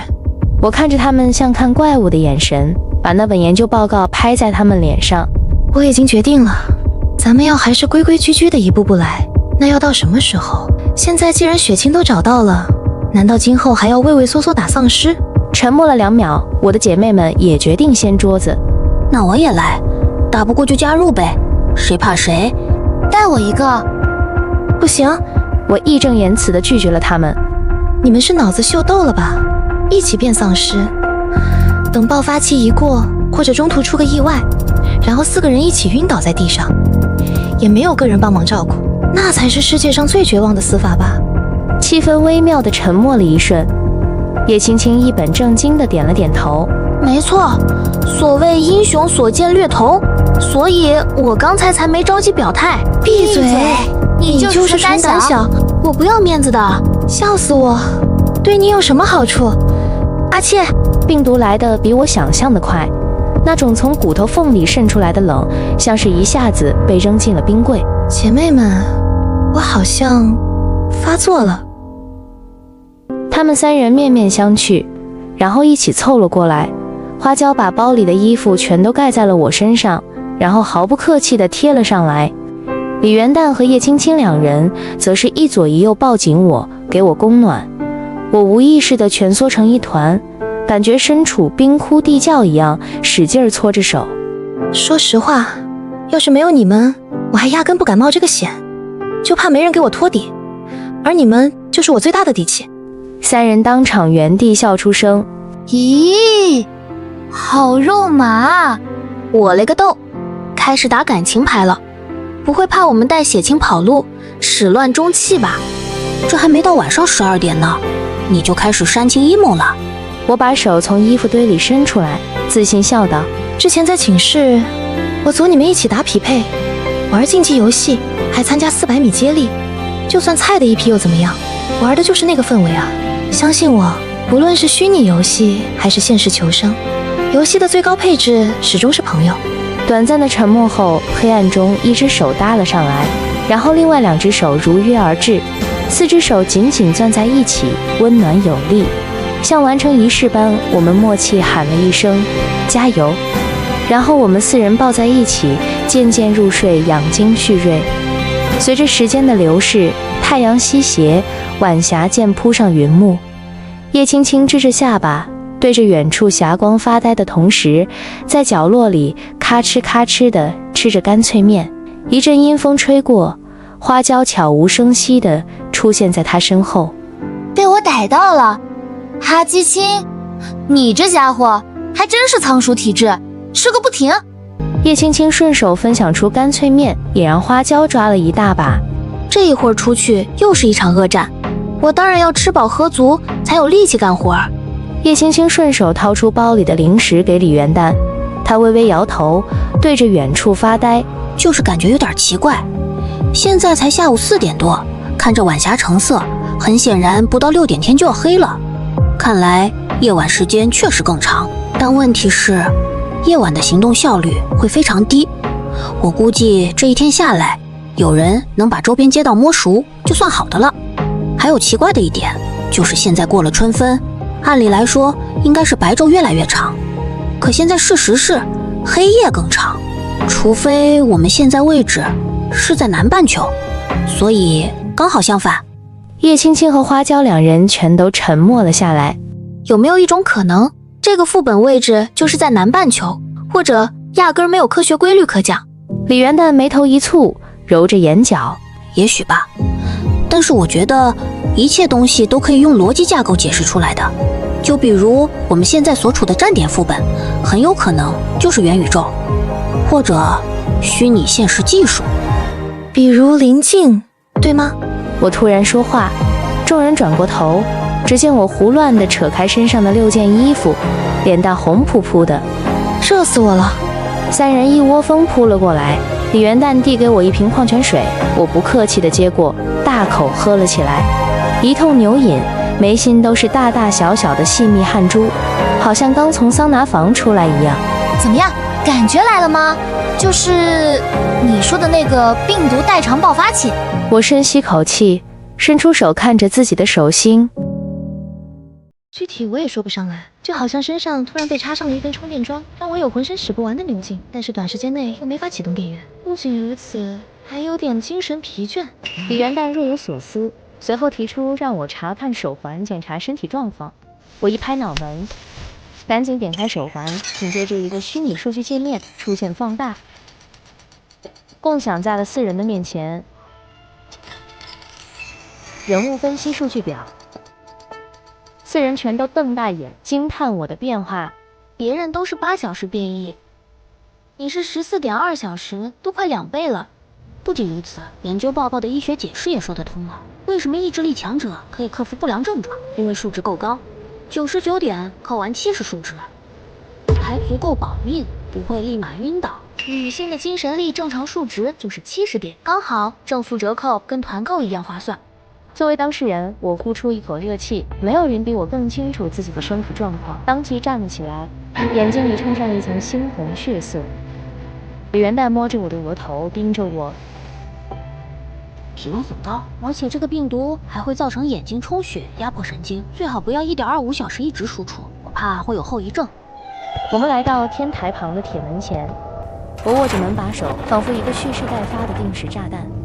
转过身叮嘱他们，我预感接下来会有一场恶战，你们注意自身安全。门开了，你们就冲向大院。3人迅速后退，和我拉开距离，冲向了基地旁的大院。下一秒，门被粗暴打开。门打开的瞬间，一个巨大的3头丧尸就像看见外卖一样撕咬着扑了过来。我面无表情，2只手拧紧最前面的丧尸脖子，骨头碎裂的声音响起，丧尸的脖子软绵绵的耷拉下来，当场倒下。没劲，脖子跟棉花一样。话音刚落，我握紧拳头，一左一右喷在另外2个丧尸的脑门上，伴随一声惨叫，这俩玩意儿的血浆和脑浆当场喷了出来，倒在长廊上。5秒钟时间解决3头丧尸，后方3人倒吸一口凉气，吓得抱成了一团。房间两边剩下的12只丧尸闻着味儿，集体围了上来，那架势简直是要把我当场分尸。我拿着唯二保存完整的铁锅，身上的皮肤冒着热气，一声怒吼直接开干。2只铁锅对着第一批冲来的4头丧尸一顿乱锤，把丧尸的眼球当场打成了糖豆。铁锅紧凑的声音响彻不停，我像玩打地鼠一样，丧尸露头就秒，站起身再打趴下，堵在门口1分钟，暴揍丧尸次数达成200次。一次重击，2只丧尸的头颅当场呈抛物线式飞了出去，把叶青青吓出尖叫。我的金盒！花椒跪在地上，激动得泪流满面。姐，你要不歇一下吧，不然我真害怕丧尸更新换代的速度跟不上你的节奏。李元旦同样惊掉下巴，嘴里放得下一颗鸭蛋。所以变成丧尸，真的就是一开始最正确的打开方式。我走在最前面开路，所到之处，丧尸全部尸首分离。丧尸见了我的绕路，伴随着最后一头丧尸被掀飞头盖骨的超酷操作，其他丧尸愣是被惊呆了。任凭我站在尸山血海中吼了半天，就是没有一个丧尸过来。花椒看着站在门口一夫当关万夫莫开的我，默默掏出手机拍照留念。叶青青扑在丧尸堆里，在一地的脑浆血浆里来回跑，一边大笑一边呕。呵呵，都是金盒，这下真的富得流油了哈。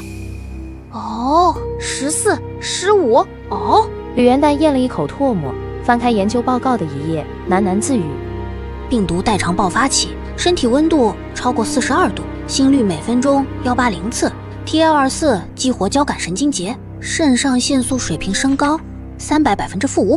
这期间是身体上万亿的免疫细胞和激素分子酶蛋白和在脑神经系统组织下对丧尸病毒发起的最猛烈进攻，两者激烈碰撞，造成了这一系列的超科学反应。一扇新世界的大门在他面前打开。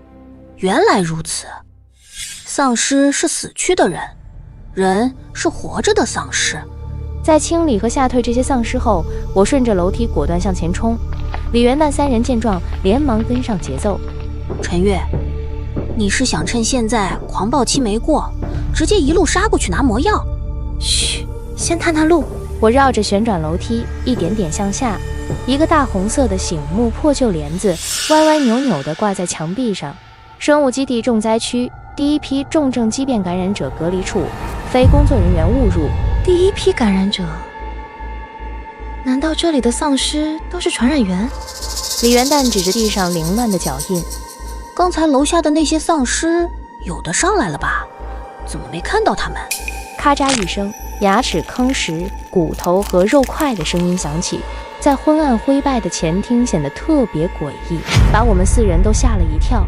我一点不慌，主打一个姐就是女王，自信放光芒的姿态，大摇大摆地带着他们走在前面开路。很快我们就来到了基地1楼的大厅，但令人感到惊悚的是，守在尽头那8只疯狂进食的畸变丧尸，最前面的2只畸变丧尸察觉到了我们，缓缓举起手朝我们4人的方向扑来。我们4人被吓得破口大骂，我率先反手丢出铁锅，谁知下一秒铁锅就直接被甩到地上，仅仅2秒钟功夫，还有2头畸变丧尸跟了上来，朝我们袭来。我借助速度优势，猛地掏出水果刀，直接把袭击来的丧尸一截砍断。手感很不错，居然跟豆腐一样软。先撤，此地计不宜久留。话音刚落，李元旦就点燃烟雾弹丢出去，借助浓烟，几人趁机转弯，冲向来时的楼梯。诡异的是，变异丧尸愣是硬生生的戳破浓烟，直达我的面部。我当即甩掉了一瓶白酒，刚准备点燃，突然间两条触手缩了回去，似乎是味觉刺激，力过巨大。几只丧尸扭头逃掉，我们一行4人一路狂奔进了大门里，才真正放松下来。他们吞食同类，那几只丧尸都被他们吃了。花椒一个劲儿点头，刚从惊吓里缓过劲儿。脑袋比西瓜都大，还有4条胳膊，有触手，估计之前没少吞吃同类，所以才变得这么强，难怪是重灾区。我则看向李元旦，李元旦皱着眉头，我不清楚，但他们既然是第一批丧尸的话，感染时间最长，也最有可能发生基因突变。刚才扔烟雾弹居然都作用不大，可能除了视觉、听觉，他们还有独特的嗅觉追踪方式，可以闻到我们身上的人味。总之，还是要智取吧。刚才那架势太吓人了。我做你的杀手，你做我的谋士。1天之内，我祝你成为异能觉醒第1人。李元旦忍俊不禁，开掉我的手，让我别开玩笑。花椒一脸深情地盯着叶青青的零食背包，东施效颦。你做我的粮仓，我做你的吃货。1天之内，我祝你人财两空。叶青青风中迷乱，救命啊！突然不远处传来一声大喊，将我们拉回神。我们看过去，赫然看到不远处，徐婷、徐毅姐弟惊恐地抱着玉兰树干，一个劲儿往上爬。下面是一个个张大嘴，等着他们掉下来的吃自助餐的10余头丧尸。本着多个朋友多条路的原则，我带头冲了过去。原本在树底下嗷嗷待哺的丧尸，在察觉到一股强大的同类气息靠近后，纷纷转过头，触发恐惧本能，头也不回的溜了。救下徐家姐弟后，他俩瞬间对我崇拜的五体投地。无需多言，我们分分钟统一战线。你们怎么在这儿？我们刚聊上，背后几个陌生的脚步声响起，我们警惕的回头，就看见有人朝我们走过来，前面还有一个被绑的大冤种。赵顺成嘴里塞着破毛巾，被粗暴的踹倒到了我们面前。为首的穿着皮衣的男人摘掉墨镜，露出让人叹为观止的霸总脸，微微一笑。初次见面，我叫段伟，左边这位是我的贴身保镖阿泰，右边是我的私人秘书柳如烟。我们并无恶意，只是听说了一些事情，想和你们做个交易。柳如烟手握特制口红，从里面弹射出一把短刀。4人一愣，盯着对面这个穿着白色 OL 职业衬衫，下身包臀裙，脚踩红底细高跟鞋的柳如烟，一股性感火辣的冲击感扑面而来。几位似乎很不怕我们的样子。你们过来到底什么打算？是想要血清吗？我们几个又没人受伤，我们是为魔药而来。实不相瞒，我们是从安全区驱车过来的。当然，在这之前，我就从别人嘴里知道个事情大概了。你们有魔药的线索，要不要一起合作？我们强强联手，何乐而不为呢？我们知道这家伙和你们有过节，他就是我们的合作诚意，你们任意处置。我和我的狗头军师们窃窃私语一番，同意了段伟的提议，由李元旦给其余人讲述铁门内的丧尸火力分布、攻击特点等等。进门之前，我们更换了阿泰提供的新装备。通往高处的楼梯尽头处，8只机械丧尸转过头，一个个脑袋比西瓜还大，身上皮肤是鱼鳞的形状，裸露的筋肉狰狞微笑。丧尸们几乎贴脸冲了过来，我一个转身，不小心把赵顺成甩了出去，他带着一个丧尸飞了起来。但是下一秒，那只丧尸好像看到了什么可怕东西，四肢不受控的抽搐掉了下来。赵顺成一愣，意识到不对劲，这才发现面前是一个悬浮的控制室，灰白几乎透明的墙面连接着一扇诡异的半开半闭破门。赵顺成刚准备跑，忽然看到里面的设备机器台上放着一瓶蓝色荧光的药瓶，在阴暗里闪烁着奇光。大家找到了，